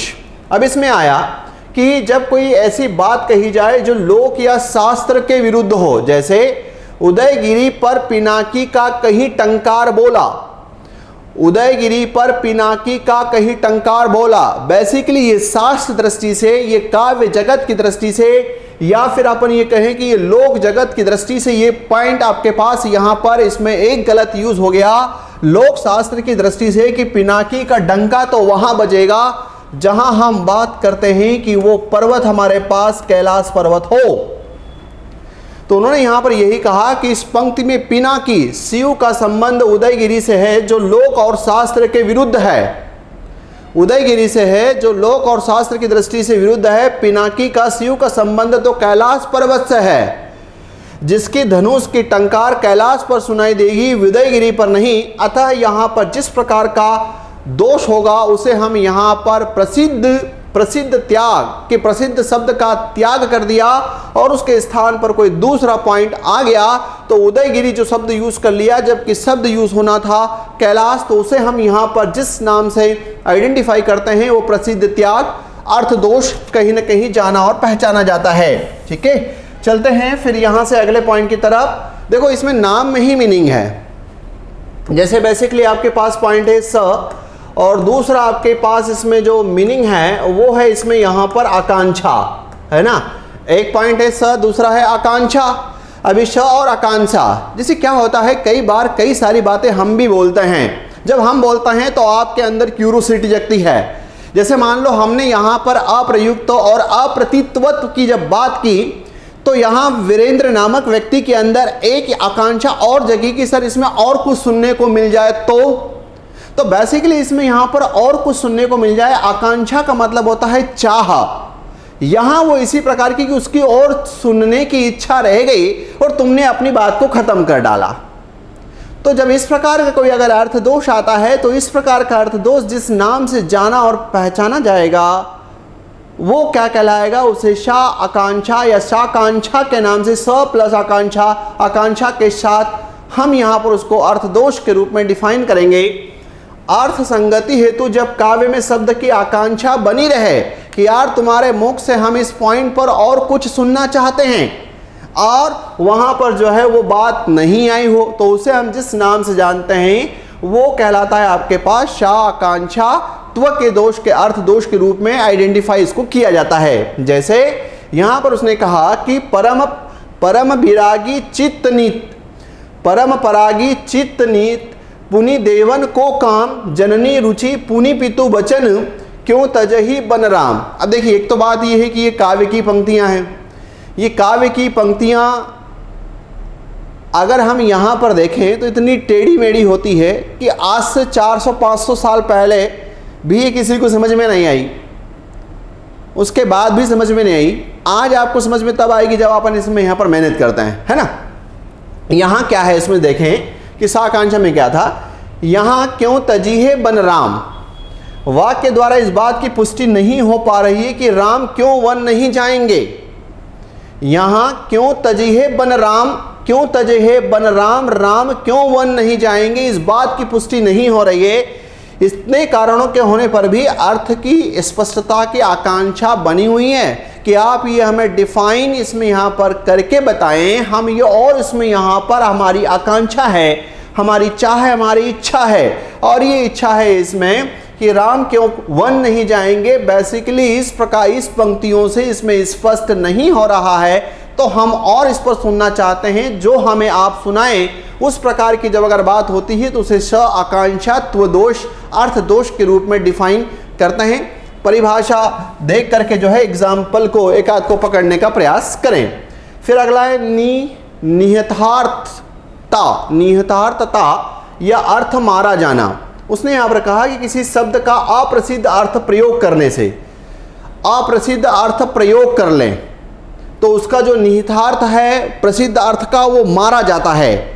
तो इस प्रकार का जो अर्थ दोष होता है उसे निहितार्थता अर्थ दोष के रूप में उसे डिफाइन किया जाता है ना। जैसे यहाँ पर है कि दीप धूप से आमोदित था मंदिर का आंगन सारा, दीप धूप से आमोदित था मंदिर का आंगन सारा। यहाँ आमोदित शब्द सुगंधित के अर्थ में प्रयुक्त हुआ, आमोदित शब्द सुगंधित के अर्थ में प्रयुक्त हुआ, परंतु इसका प्रसिद्ध अर्थ है खुशी होना, आमोद होना। बेसिकली यदि आपको हास्य रस की अगर बात आती हुई दिखाई देती है और वहाँ पर या जैसे अगर अपन उसमें देखते हैं कि उसका एक संचारी भाव आता है आमोद, और उस आमोद का मतलब तो खुशी लेते हैं, सही बात है। तो इसमें यहाँ पर यह था कि आमोद शब्द का जो सही वाला मीनिंग था वो है आपके पास खुशी होना, जिसको यहाँ पर सुगंधित के अर्थ में प्रयोग कर डाला। तो उन्होंने वही कहा किसी शब्द का अप्रसिद्ध अर्थ में प्रयोग करने से। अब यहाँ पर अप्रसिद्ध अर्थ में उसका प्रयोग कर लिया, उसे हम यहाँ पर कि जो निहितार्थ निकलना चाहिए था उसमें किसी न किसी प्रकार की बाधा आती हुई दिखाई दी, उसको यहाँ पर इस नाम से जाना और पहचाना गया कि अर्थ उसका था वो मारा गया। इट मीन्स यहाँ पर खुशी होना वाला पॉइंट की जगह सुगंधित वाले पॉइंट का यूटिलाइजेशन हो गया, है ना। नेक्स्ट पॉइंट थोड़ा सा डिफिकल्ट है, केवल परिभाषा लेंगे यहाँ पर, जिसमें नाम है आपके पास व्याहत्व। उसमें कहा किसी वस्तु का पहले अपकर्ष या उत्कर्ष, या एग्जाम्पल भी मैं दिखा देता हूँ इसमें। किसी वस्तु का पहले अपकर्ष या उत्कर्ष, कि पहले हमने अपकर्ष दिखाया मतलब उसका व्यवधान बाधा दिखाई हो, या हमने उसका उत्कर्ष दिखा दिया हो, उसकी ऊंचाइयाँ दिखा दी हो। फिर इसके विपरीत उत्कर्ष या अपकर्ष, मतलब पहले यदि हमने अपकर्ष दिखाया तो बाद में हमने उत्कर्ष दिखा दिया, पहले हमने उत्कर्ष बाद में हमने उत्कर्ष दिखाया तो उसके बाद में हमने अपकर्ष दिखा दिया। इट मीन्स यहाँ पर जोड़ा ऐसा बन रहा है कि यदि आपने यहाँ पर अपकर्ष दिखा दिया पहले दोहे में, तो दूसरे दोहे में आपने उत्कर्ष बता दिया। या आपने पहले दोहे में यदि इसका उत्कर्ष बता दिया तो दूसरे दोहे में आपने अपकर्ष बता दिया। अभी उत्कर्ष और अपकर्ष शब्द क्या होते हैं ये तो हम जानते हैं। उत्कर्ष का मतलब अच्छी बात है, अपकर्ष का मतलब है व्यवधान बाधा वाला पॉइंट, है ना। तो उसने यहाँ पर कहा इस परिभाषा को ऐसे देख लो कि पहले आपने दोहे में अपकर्ष दिखा दिया, फिर अगले दोहे में उत्कर्ष दिखा दिया उसी पॉइंट का। फिर यहाँ पर या तो आपने ऐसा करा कि पहले उसका उत्कर्ष दिखा दिया एक दोहे में और जस्ट अगले दोहे में उसी शब्द के कॉन्टेक्स्ट में आपने यहाँ पर उसका अपकर्ष दिखा दिया, तो उसे हम यहाँ पर जिस रूप में डिफाइन करते हैं वो टाइटल अपने पास क्या कहलाता है, तो उसे व्याहत्व के नाम से कहीं ना कहीं जानते और पहचानते हैं। देखते हैं क्या है। एग्जाम्पल बड़ा है ना। रोड़ा है रहु बाटू का, रोड़ा है रहु बाट का, तजी पाखंड अभिमान, ऐसा जो जन है रहें, ऐसा जो जन है रहें ताही मिले भगवान। अब है ना ये वाला पॉइंट रोड़ा। फिर आगे रोड़ा भया, वापस रोड़ा भया तो क्या भया, रोड़ा भया तो क्या भया, पथों को दुख देह हरिजन ऐसा चाहिए जैसे जिमी की खे। अब इसमें यहाँ पर ऐसा है कि यहाँ प्रथम दोहे में रोड़े का जो है वो उत्कर्ष दिखाया गया था, लेकिन उसी प्रकार से दूसरे दोहे के अंतर्गत उसका अपकर्ष दिखा दिया। इट मीन्स एक में उत्कर्ष दिखाना, दूसरे में अपकर्ष दिखाना। इस प्रकार की चीज को आप जहां ले जाकर के रखते हैं वो काव्य की पंक्तियों में जिस प्रकार का दोष माना जाएगा वो अर्थ दोष है।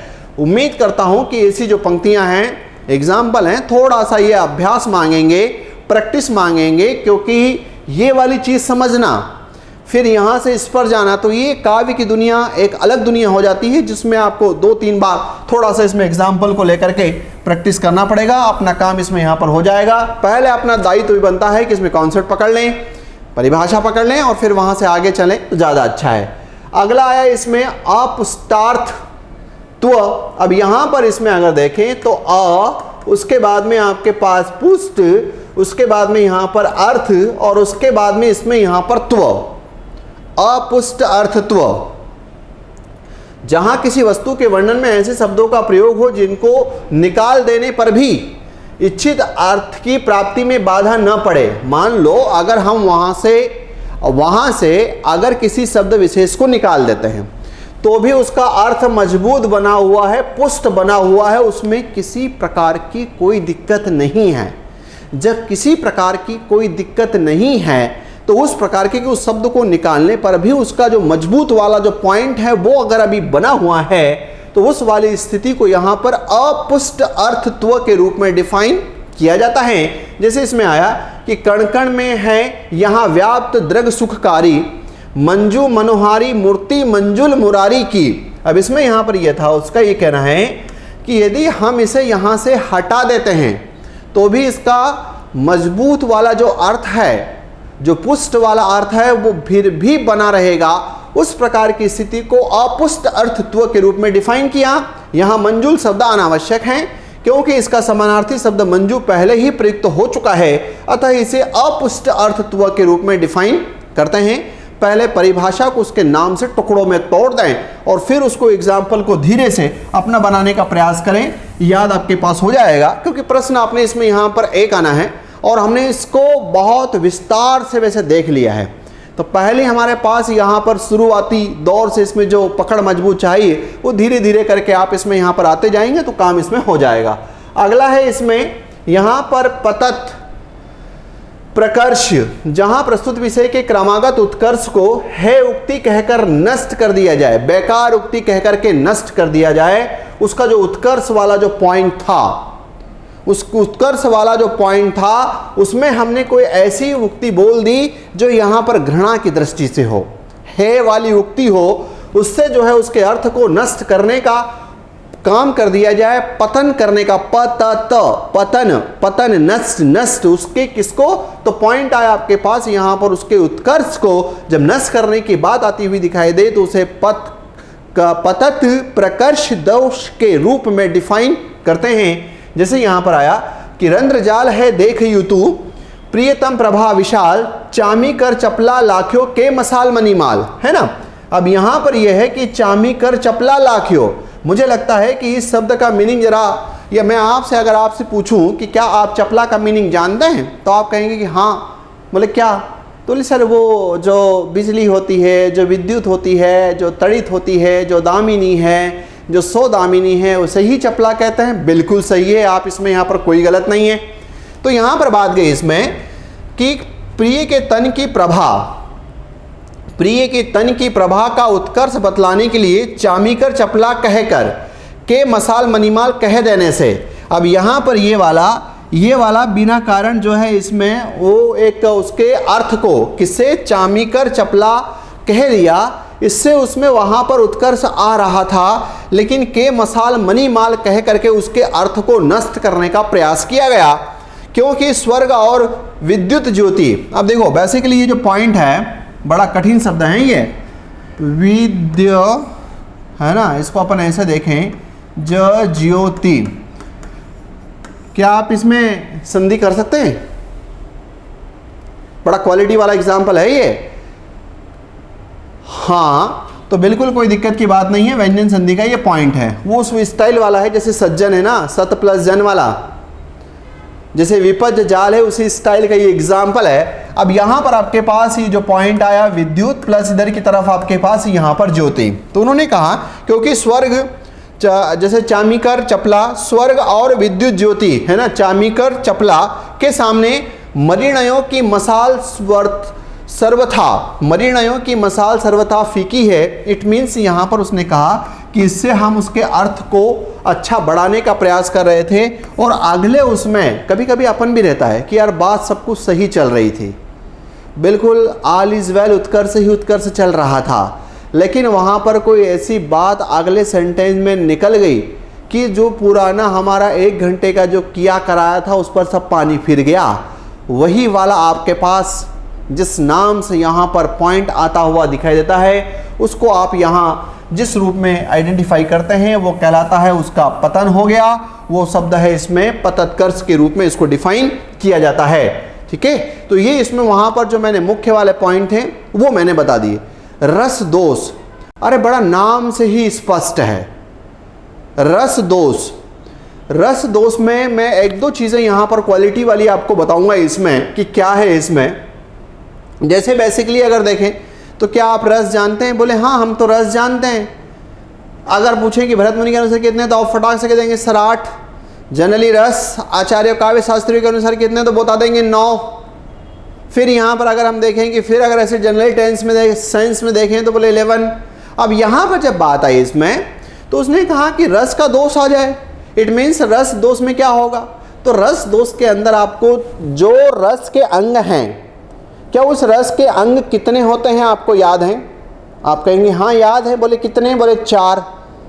बोले कौन कौन से? बोले सर इसमें एक वहाँ पर विभाव, एक अनुभाव, एक व्यभिचारी संचारी भाव, और इन सब के मिलन से जो पैदा हुआ उसका नाम है स्थायी भाव। बिल्कुल सही है।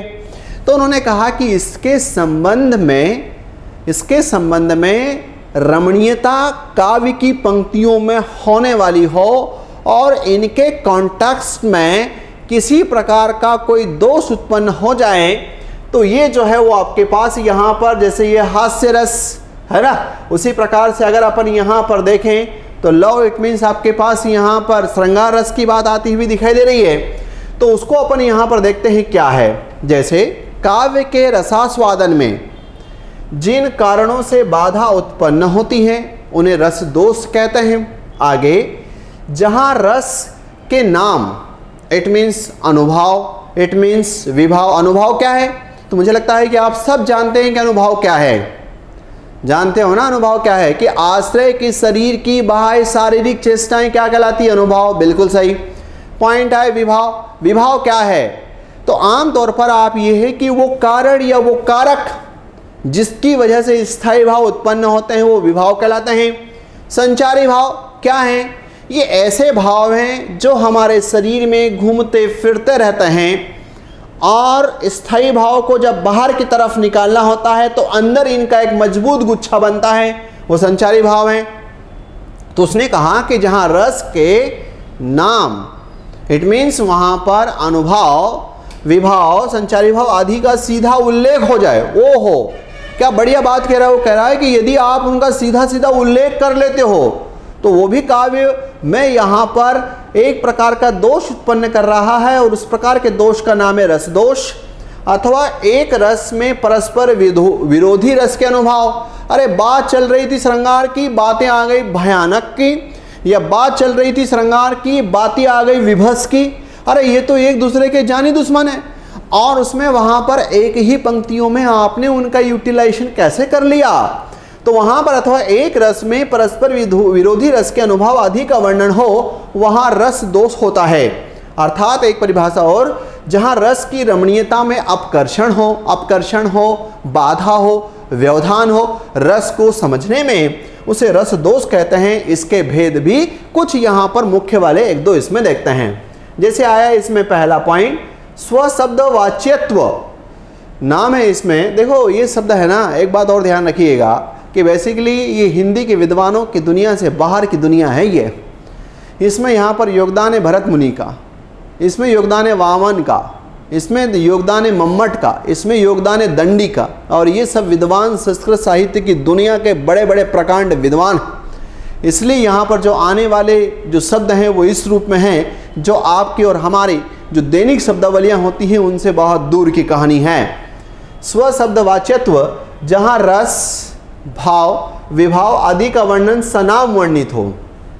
इट मीन्स वहाँ पर काव्य की ऐसी पंक्तियाँ आ जाए जिसमें रस का नाम ही लिख डाला है ना। इसमें आया सनाम, इसको अलग अलग करो तो पॉइंट आपके पास है, यहाँ पर नाम सहित वर्णन कर दिया। अच्छा, तो उसे यहाँ पर स्वशब्द वाच्यत्व के रूप में हम यहाँ डिफाइन करते हैं। आंसर आता है यस। जैसे यहाँ देखा, मुख सुख ही लोचन स्रवही, मुख सुख ही लोचन स्रवही शोक, क्या ये रस का नाम है? तो आप कहेंगे नहीं, यह है नहीं, बोले तो स्थायी भाव है। तो ठीक है ना, भाव हमारे पास है यहाँ पर, न हृदय समाये मनहु करुण, ये आ गया आपके पास यहाँ पर। मतलब इसमें यहाँ पर स नाम हो गया, किसका? रस का भी हो गया, और उस रस के स्थायी भाव का भी इसमें यहाँ पर स नाम यूज कर डाला। ऐसी पंक्तियां भी वो ये कहते हैं कि ये भी जो है इसमें यहाँ पर दोष हैं। जैसे कई बार आपने देखा होगा, उस काल मारे क्रोध के तनु का आपने उनका लगा, बोले कौन सा है? अरे बोले ये तो रोद रस की बात है, क्रोध तो आ ही गया। इट मीन्स वहां पर उसका क्या कर डाला?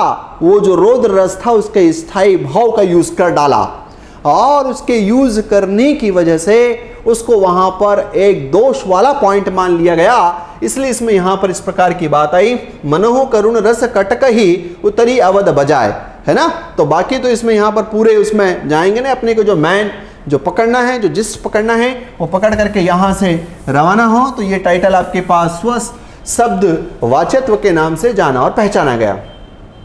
यहाँ शोक न हृदय समाये वो मनहु करुण रस कटक ही कहकर क्रमशः शोक स्थायी भाव और करुण रस का वर्णन कर दिया गया है, जो कि यहाँ पर नहीं आना चाहिए था। मैंने एक एग्जाम्पल और बताया था, उस काल मारे क्रोध के तनु का अपने उनका लगा, मानो हवा के जोर से सोता हुआ सागर जगा, है ना। तो उस प्रकार की जो बातें आपके पास हैं, ये टाइटल इसमें यहाँ पर स्वशब्द वाच्यत्व के रूप में डिफाइन की जाती है।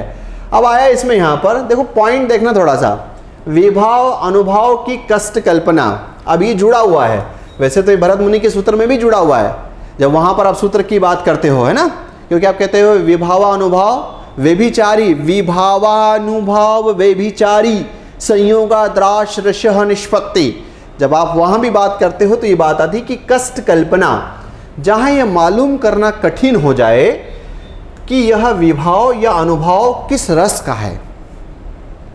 कभी कभी काव्य की पंक्तियां इतनी खतरनाक होती है, और रस, मेरे प्यारे विद्वानों, रस के उदाहरण आपको तभी कठिन लगने लगते हैं जब उस पंक्तियों में वहां से आपसे अगर अनुभव छटवा लेना तो पसीना निकलने लगता है इस खोखे से। जब वहां से अनुभव निकलवा लेते हैं तो पसीना निकलने लगता है, क्योंकि वो जो कॉन्सेप्ट हैं वो बड़े गजब के कॉन्सेप्ट हैं। तो वहां पर उसने कहा कि विभाव या अनुभव किस रस का है, इसको निकालने में हमको दिक्कत हो रही है। तो जब अगर आपको एग्जामिनेशन हॉल में जब इस प्रकार की पंक्तियां भी कभी कभी आई है कि बेटा चल तो तू ये बता दे इसमें कि यहाँ पर विभाव में आलम्बन क्या है, या इसमें विभाव में आलम्बन के अंदर आश्रय विषय क्या है, या विभाव के अंदर उद्दीपन क्या है, और वो निकालने में दिक्कत हुई, इट मीन्स वहां पर आपके पास जो टाइटल कहलाया उसको विभाव अनुभाव के नाम से यहां पर अपन जानते हैं, तब वहां उक्त दोष होता है। इसका एग्जाम्पल अपन ने यहां नहीं लिया है ना। अब आगे के जो एक दो पॉइंट हैं जिसमें उदाहरण यहां से हटा रहे हैं, परिपथ रसांग परिग्रह, वो कह रहा है जहां प्रस्तुत रस के साथ उसके विरोधी रस की सामग्री का वर्णन कर दिया जाए। रस का वर्णन किया प्रस्तुत, फॉर एग्जाम्पल के लिए यहाँ श्रृंगार रस का यूज किया और उसके दुश्मन का भी उसके साथ वर्णन कर दिया, उसके विरोधी रस की सामग्री का भी वर्णन कर दिया जाता है, तब वहां पर परिपथ रसांग परिग्रह दोष होता है।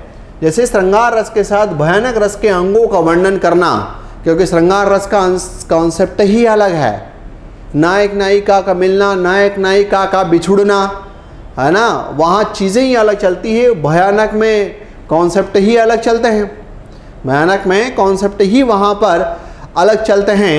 तो वही वाली जब बात आती हुई दिखाई देती है कि श्रृंगार रस के साथ यदि भयानक की चीज़, आप देखो कभी कभी क्या होता है, चूँकि उस दौरान अब आपके पास जितनी फैसिलिटी ही उस दौरान तो नहीं रही होगी, है ना, तो वहाँ इस प्रकार की बातें जो है वो हो जाया करती थी। और बाद में जब मूल्यांकन करने वाले विद्वान जैसा रहता ना, छिंद्रान वैसी जो दूसरों में दोषों को निकालने वाले हैं, जब इस प्रकार बैठे हुए देखते हैं तो बोले इसकी फलाने की पंक्ति में ये दोष है, फलाने की पंक्ति में ये दोष है, फलाने की पंक्ति में ये दोष है। तो उस प्रकार की स्थितियों में ये सब डिफाइन आगे की तरफ होते गए, उसे परिपथ रसांग परिग्रह के रूप में यहाँ पर हम जानते और पहचानते हैं। एक आध और ले लें इसमें, अंगभूत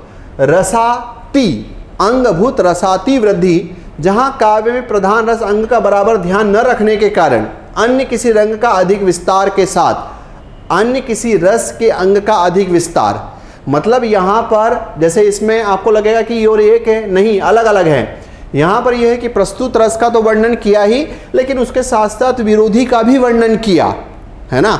अब यहाँ पर आकांक्षा हो सकती थी, तो उसमें यहाँ पर यह है कि प्रस्तुत रस का तो वर्णन किया, लेकिन उसके विरोधी के अंगों का भी उसमें वहाँ पर वर्णन कर दिया। अब अंग यहाँ पर क्या होते हैं, स्थायी भाव, विभाव, अनुभाव, संचारी भाव। वैसे ही इसका एक का किया, दूसरे का भी वर्णन कर डाला, तो वो टाइटल आपके पास परिपथ रसांग परिग्रह था।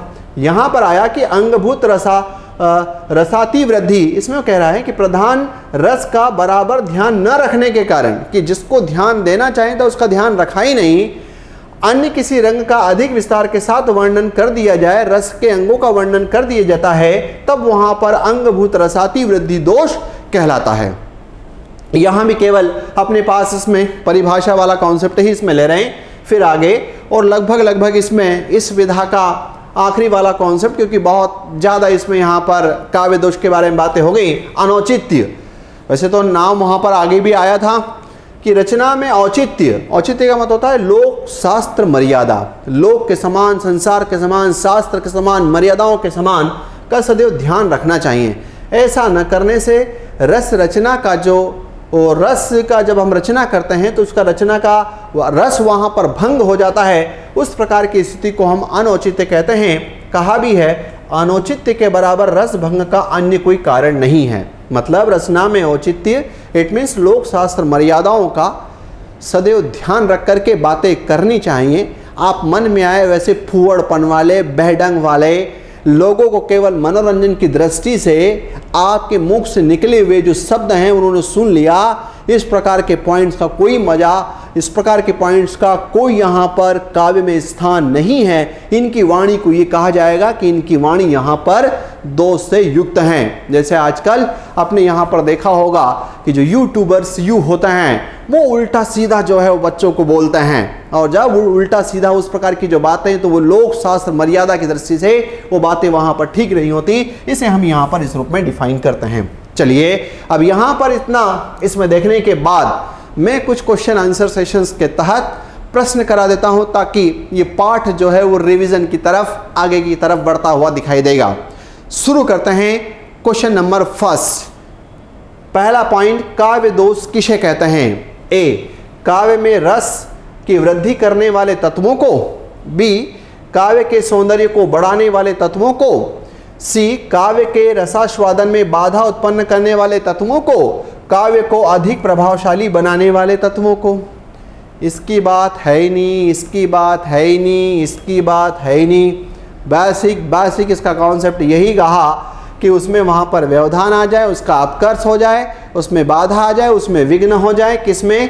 काव्य का रसास्वादन लेने में, उसका आनंद लेने में, आनंद से परमानंद के मिलन में कोई अगर बात आती हुई दिखाई देती है, उसमें वहाँ पर जा जाए तो उसे हम यहाँ पर इस नाम से जानते हैं।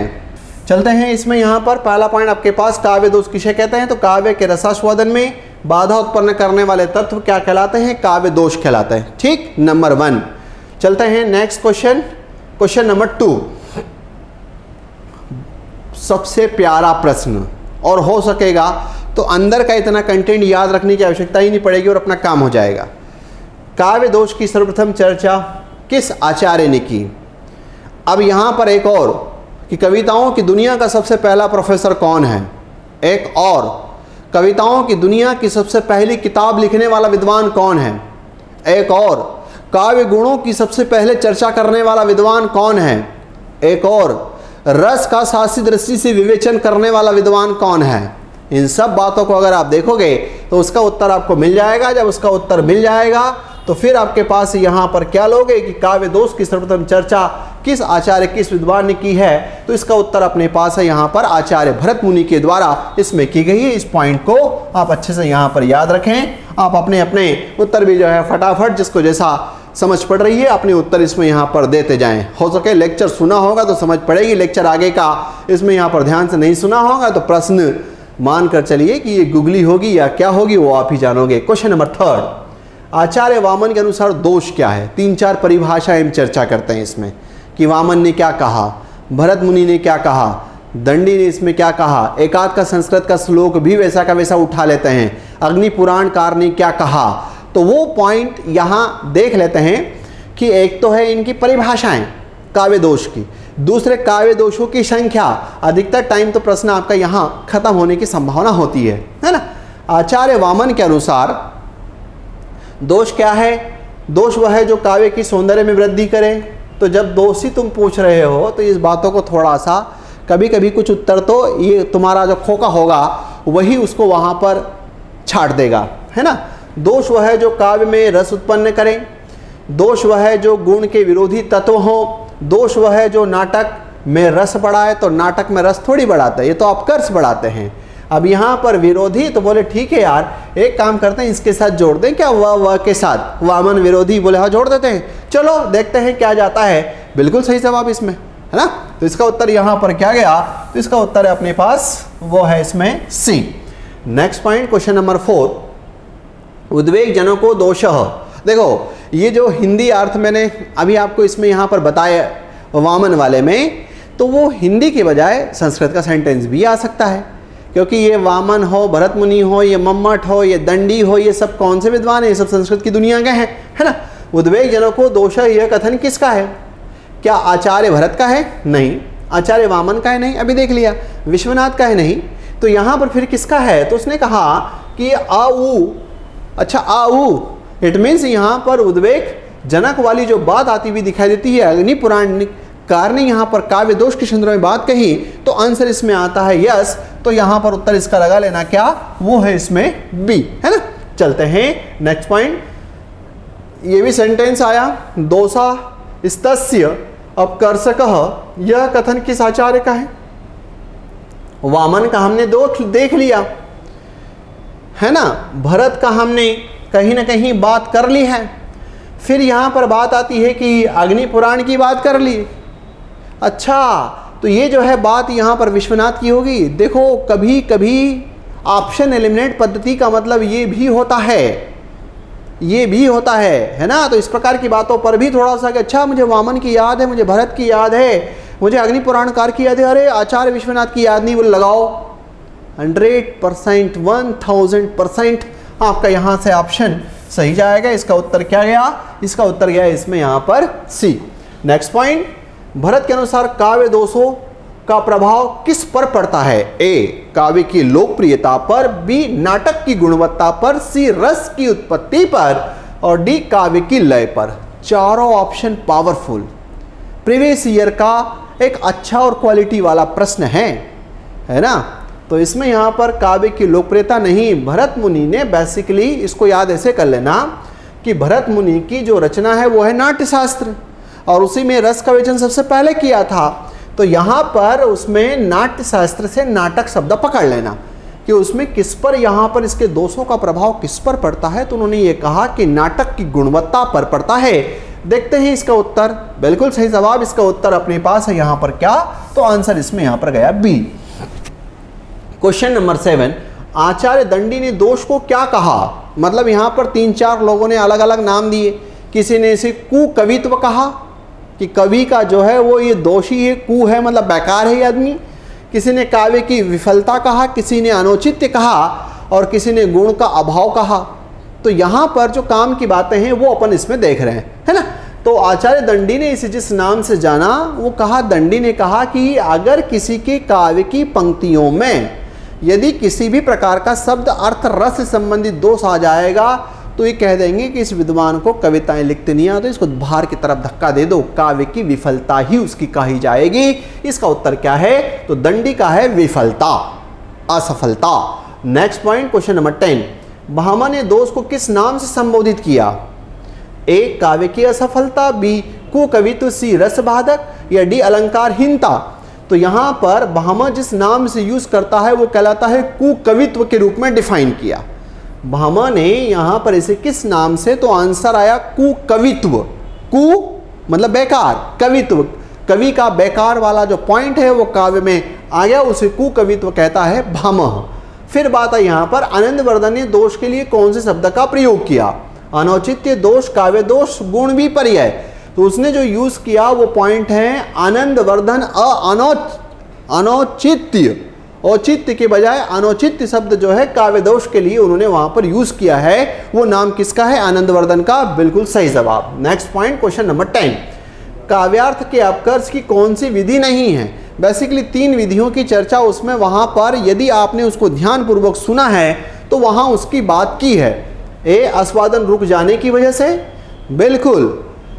उत्कृष्टता में अवरोधक आने से, बिल्कुल। अलंकार की वृद्धि की बात है ही नहीं। आस्वादन में विलंब करने वाले कारण से, यस। मजा आज लेना चाहें तो 10 दिन बाद मजा आया, तो उन्होंने कहा कि कोई मजा नहीं आया, इसलिए इसका उत्तर यहाँ पर क्या जाएगा? इसका उत्तर जाएगा ये है C. Next point, very very very very very most important प्रश्न, कई बार, और मैंने इसको आपको 3-4 बार बोल करके याद तो करा दिया है कि भरत मुनि ने काव्य दोषों की संख्या कितनी बताई? कितनी है इसका उत्तर? बिल्कुल सही जवाब, इसका उत्तर है आपके पास। बहुत सारे लोगों ने इसमें सही दिया क्योंकि सब बोले याद हो गए। आपने कहा है, एक लिख रहा है कि काव्य गुण भी 10, बिल्कुल सही। भरत मुनि के अनुसार काव्य दोष भी सही, बिल्कुल। रस बोले 8, और यहाँ पर अलंकार की बात है तो 4 बोले। हमने सर अच्छे से याद कर लिया है। चलते हैं नेक्स्ट क्वेश्चन की तरफ। क्वेश्चन नंबर 12 है ना। क्वेश्चन नंबर 12, भामा ने काव्य दोषों की कितनी संख्या स्वीकार की है? ये 3-4 की याद करेंगे। तो भामा ने जो है यहाँ पर डेटा बताया वो कितना है? आंसर है 3। भामह ने बताया 3। नेक्स्ट पॉइंट, आचार्य वामन ने कितने काव्य दोषों का वर्णन किया है? तो इसके लिए या तो लाइन चलाना कि भरत मुनि के 10, भामा के जो है वो 3, वामन के 4। इस प्रकार से जब अगर आप इसको 2-4 बार बोलोगे तो वो कहीं ना कहीं याद आपके इसमें यहाँ पर हो जाएगा, क्योंकि इन 3 विद्वानों को तो याद रखना जरूरी है। मम्मट ने कुल कितने काव्य दोषों को स्वीकार किया है? ए 10, बी 37, सी 70 और डी 23। बिल्कुल सही जवाब। इसमें अपने पास यहाँ पर उत्तर क्या जाएगा इसका? मम्मट ने कुल कितने? तो मम्मट ने यहाँ पर जो बात बताई है वो है आपके पास 70, है ना। इसका उत्तर क्या है? मम्मट ने तो बता दिए 70 दोष होते हैं। अब फिर इसका ये एक बार प्रश्न ऐसा आ गया कि मम्मट के अनुसार 70 काव्य दोषों को किस प्रकार विभाजित किया गया है? 20 शब्द, 20 अर्थ और 20 रस, 20, 50, 70, तो सबका योग 70 ही आएगा। लेकिन वहाँ पर संख्या कितनी है? तो वहाँ पर 37 से शब्द, 23 से अर्थ, और उसके बाद में यहाँ पर 10 क्या है? इसमें रस हैं दोस्त। तो इसका उत्तर क्या जाएगा इसमें? इसका आंसर है वो है बी। ठीक है। नेक्स्ट पॉइंट, क्वेश्चन नंबर 17, काव्य में अनुचित पदों के प्रयोग से उत्पन्न दस को क्या कहते हैं? अनुचित पद, और पद क्या है? तो पद होता है शब्द। तो इसका उत्तर यहाँ से कहाँ जाएं? तो इसका उत्तर चले जाओ यहाँ पर, है ना। तो ये आंसर आपके पास क्या गया 17 का बिल्कुल सही जवाब। इसका उत्तर जाएगा वो है C. Next point, question number 18 अगला, श्रुति कटुत्व दूसरवता दोष कब उत्पन्न होता है? मतलब यहाँ पर उनके उच्चारण में ऐसे शब्द हों जिनको सुनने में कठिनाई आती हो, श्रुति जहाँ शब्दों को उच्चारण कठोर लगे, जहाँ शब्दों की पुनरावृत्ति हो, जहाँ शब्दों क्रम ठीक ना हो, जहाँ शब्दों की व्याकरणिक अशुद्धि हो, नहीं जहाँ शब्दों का उच्चारण कठिन हो और सुनने में भी भयंकर लगते हों, और विशेष करके ट ठ ड लाइन वाली आ जाए, तो उस प्रकार की स्थिति को यहाँ पर दूसरवता या श्रुति कटुत्व के रूप में कहीं ना कहीं डिफाइन करते हैं। क्वेश्चन नंबर 19, मरम वचन जब सीता बोला, बोला थोड़ी सीता बोली, अच्छा बोले यहाँ पर गलती हो गई, बोले किसकी? तो बोले लिंग की हो गई। अच्छा तो लिंग किसके अंदर जाएगा? तो बोले ये तो व्याकरण के अंतर्गत जाएगा। अच्छा तो व्याकरण का संबंध किससे होता है? तो उसने यहाँ पर कहा कि इस शब्द से होता है, च्युत शब्द से इसमें यहाँ पर होता है। ओहो बिल्कुल सही जवाब। इसका उत्तर यहाँ पर क्या आएगा? तो इसका उत्तर होगा वो है आपके पास डी, बिल्कुल सही जवाब। इसमें आपको केवल एक शब्द याद रखना है, वो पॉइंट क्या है? तो वो है इसमें व्याकरण, है ना। क्वेश्चन नंबर 20 अगला, अप्रयुक्त दोष किस कारण से उत्पन्न होता है? अप्रयुक्त कठिन शब्दों के प्रयोग से, व्याकरणिक दृष्टि से, बोलचाल में प्रचलित न होने वाले शब्दों के प्रयोग से, अधिक शब्दों के प्रयोग से। तो इसका उत्तर अपन ने यहाँ पर अभी कॉन्सेप्ट में देखा था कि बोलचाल में प्रचलित न होने वाले शब्दों के प्रयोग से जब कोई दोष होता है तो उसे हम यहाँ पर क्या कहते हैं? बिल्कुल सही जवाब, रत्ने शादी का सही इसमें अप्रयुक्त दोष कहलाता है। नेक्स्ट पॉइंट, मूड पे मुकुट धरे सोहत गोपाल है। अच्छा अरे यार ये तो मूड की जगह यहाँ पर शब्द आना चाहिए था मस्तिष्क। अच्छा क्या ऐसा हो गया? क्या लोकल शब्द यूज हो गया, गांव विशेष का हो गया? बोले हाँ ऐसा ही लगता है। ओहो बोले इसका उत्तर यहाँ पर क्या जाएगा? तो इसमें ग्रामित हो जाएगा। तो बिल्कुल सही जवाब इसका आंसर है वो है आपके पास क्या? तो आंसर है इसमें यहाँ पर बी, है ना। नेक्स्ट पॉइंट 22, अश्लीलत्व दोष का उदाहरण कौन सा है? मतलब जहाँ अश्लीलता आ जाए, जहाँ घृणा वाली बातें हो जाए, और कभी कभी तो ऐसे शब्द आ जाए जो आपके सामने बोला ही ना जा सके, है ना। मुड़ पे मुकुट धरा नहीं, थूक कर चाटना, अभी अभी श्रीमान, कृपा दृष्टि हो जाए, वह विंध्याचल पर्वत पर गया। तो इन सब के बजाय यहाँ क्या चीज़ है? तो थूक कर चाटना, अभी अभी श्रीमान, ये अगर इस प्रकार की पंक्तियाँ काव्य में यूज होती है तो उसे अश्लीलत्व के नाम से जाना जाता है। तो उत्तर जाएगा ये अपने पास B. Next point, question number 23, अप्रतीत्व दोष किस स्थिति में होता है? अप्रतीत्व जब कठिन शब्दों का प्रयोग हो, जब पारिभाषिक शब्दों का प्रयोग हो जाए, जब व्याकरणिक अशुद्धि हो, जब ग्राम्य शब्दों का प्रयोग हो। तो इसका उत्तर यहाँ पर अप्रति प्रति पारिभाषिक टेक्निकल शब्द उठा लिया जो यहाँ पर आम लोगों की बस की बात नहीं रही, तो उसको हम यहाँ पर क्या कहते हैं? तो इसका उत्तर है बिल्कुल सही जवाब। इसका आंसर जाएगा वो है बी, है ना। अगला है क्लिष्टत्व दोष का तात्पर्य क्या है? क्लिष्ट मतलब कठिन शब्द, जब शब्दों की पुनरावृत्ति हो, नहीं मतलब जहाँ अर्थ कठिन हो, जहाँ शब्द अश्लील हो, जहाँ व्याकरणिक अशुद्धियाँ हो। क्लिष्ट, क्लिष्ट का मतलब होता है कठिन। तो जहाँ कठिनता की जब बात आती हुई दिखाई देती है तो इसका आंसर जाएगा बिल्कुल सही जवाब। इसका उत्तर है वो है इसमें B. Next point, question number 25, कृपा दृष्टि हो जाए यदि बन जाए सब काम। कृपा दृष्टि हो जाए आपकी। अच्छा शब्द छूट गया, बोले हाउ, बोले शब्द छूट गया तो बोले क्या हो गया? अधिक, बोले नहीं, बोले पुनरुक्ति, बोले नहीं, आक्रमत्व, बोले नहीं, बोले शब्द छूट गया ना तो न्यून हो गया शब्द, पद कम हो गया। तो इसका उत्तर बी लगा लें, बिल्कुल सही जवाब। इसका आंसर अपने पास क्या जाएगा? तो इसका उत्तर है इसमें यहाँ पर बी। नेक्स्ट पॉइंट, वह विंध्याचल पर्वत पर गया में कौन सा दोष है? बहुत बहुत बहुत प्यारा एग्जाम्पल, वाक्य अशुद्धि में भी लोगों को संपत्ति नहीं पड़ती, है ना। अब यहाँ पर ये जो पॉइंट है, ये शब्द है विंध्य प्लस अचल, ये इसमें यहाँ से अनुस्वार हटा देना। अब ये अचल का पर्यायवाची होता है पर्वत, तो उसने कहा कि विंध्याचल आ गया तो इसकी जरूरत ही नहीं थी भाई। विंध्याचल, अचल मतलब पर्वत ही होता है।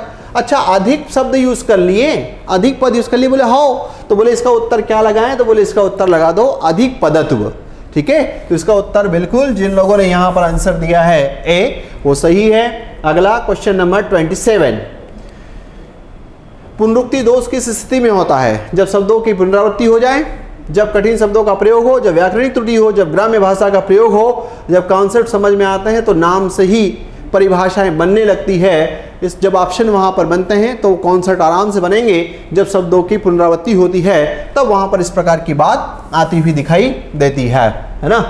ठीक है, तो ये काव्य दोष का शानदार और क्वालिटी वाला सेशन, कम से कम इसको 2 या 3 बार देखें, अपने खुद के इसमें नोट्स भी बनाएं, बार बार इसे यहाँ पर लिखें। इसके बाद ये फिर इतना मजबूत होगा कि आपको पढ़ने की इसमें यहाँ पर आवश्यकता नहीं होगा। इतनी तो कम से कम इस संगतकार की गारंटी है कि आपका प्रश्न इतने पर यहाँ पर पढ़ने पर गलत नहीं होगा, और आपका जब सही होगा तो दूसरा ये नहीं कह सकता कि मेरा भी सही है, क्योंकि उसके पास यहाँ पर ये कॉन्सेप्ट हैं या नहीं है वो उसकी वो जाने, है ना।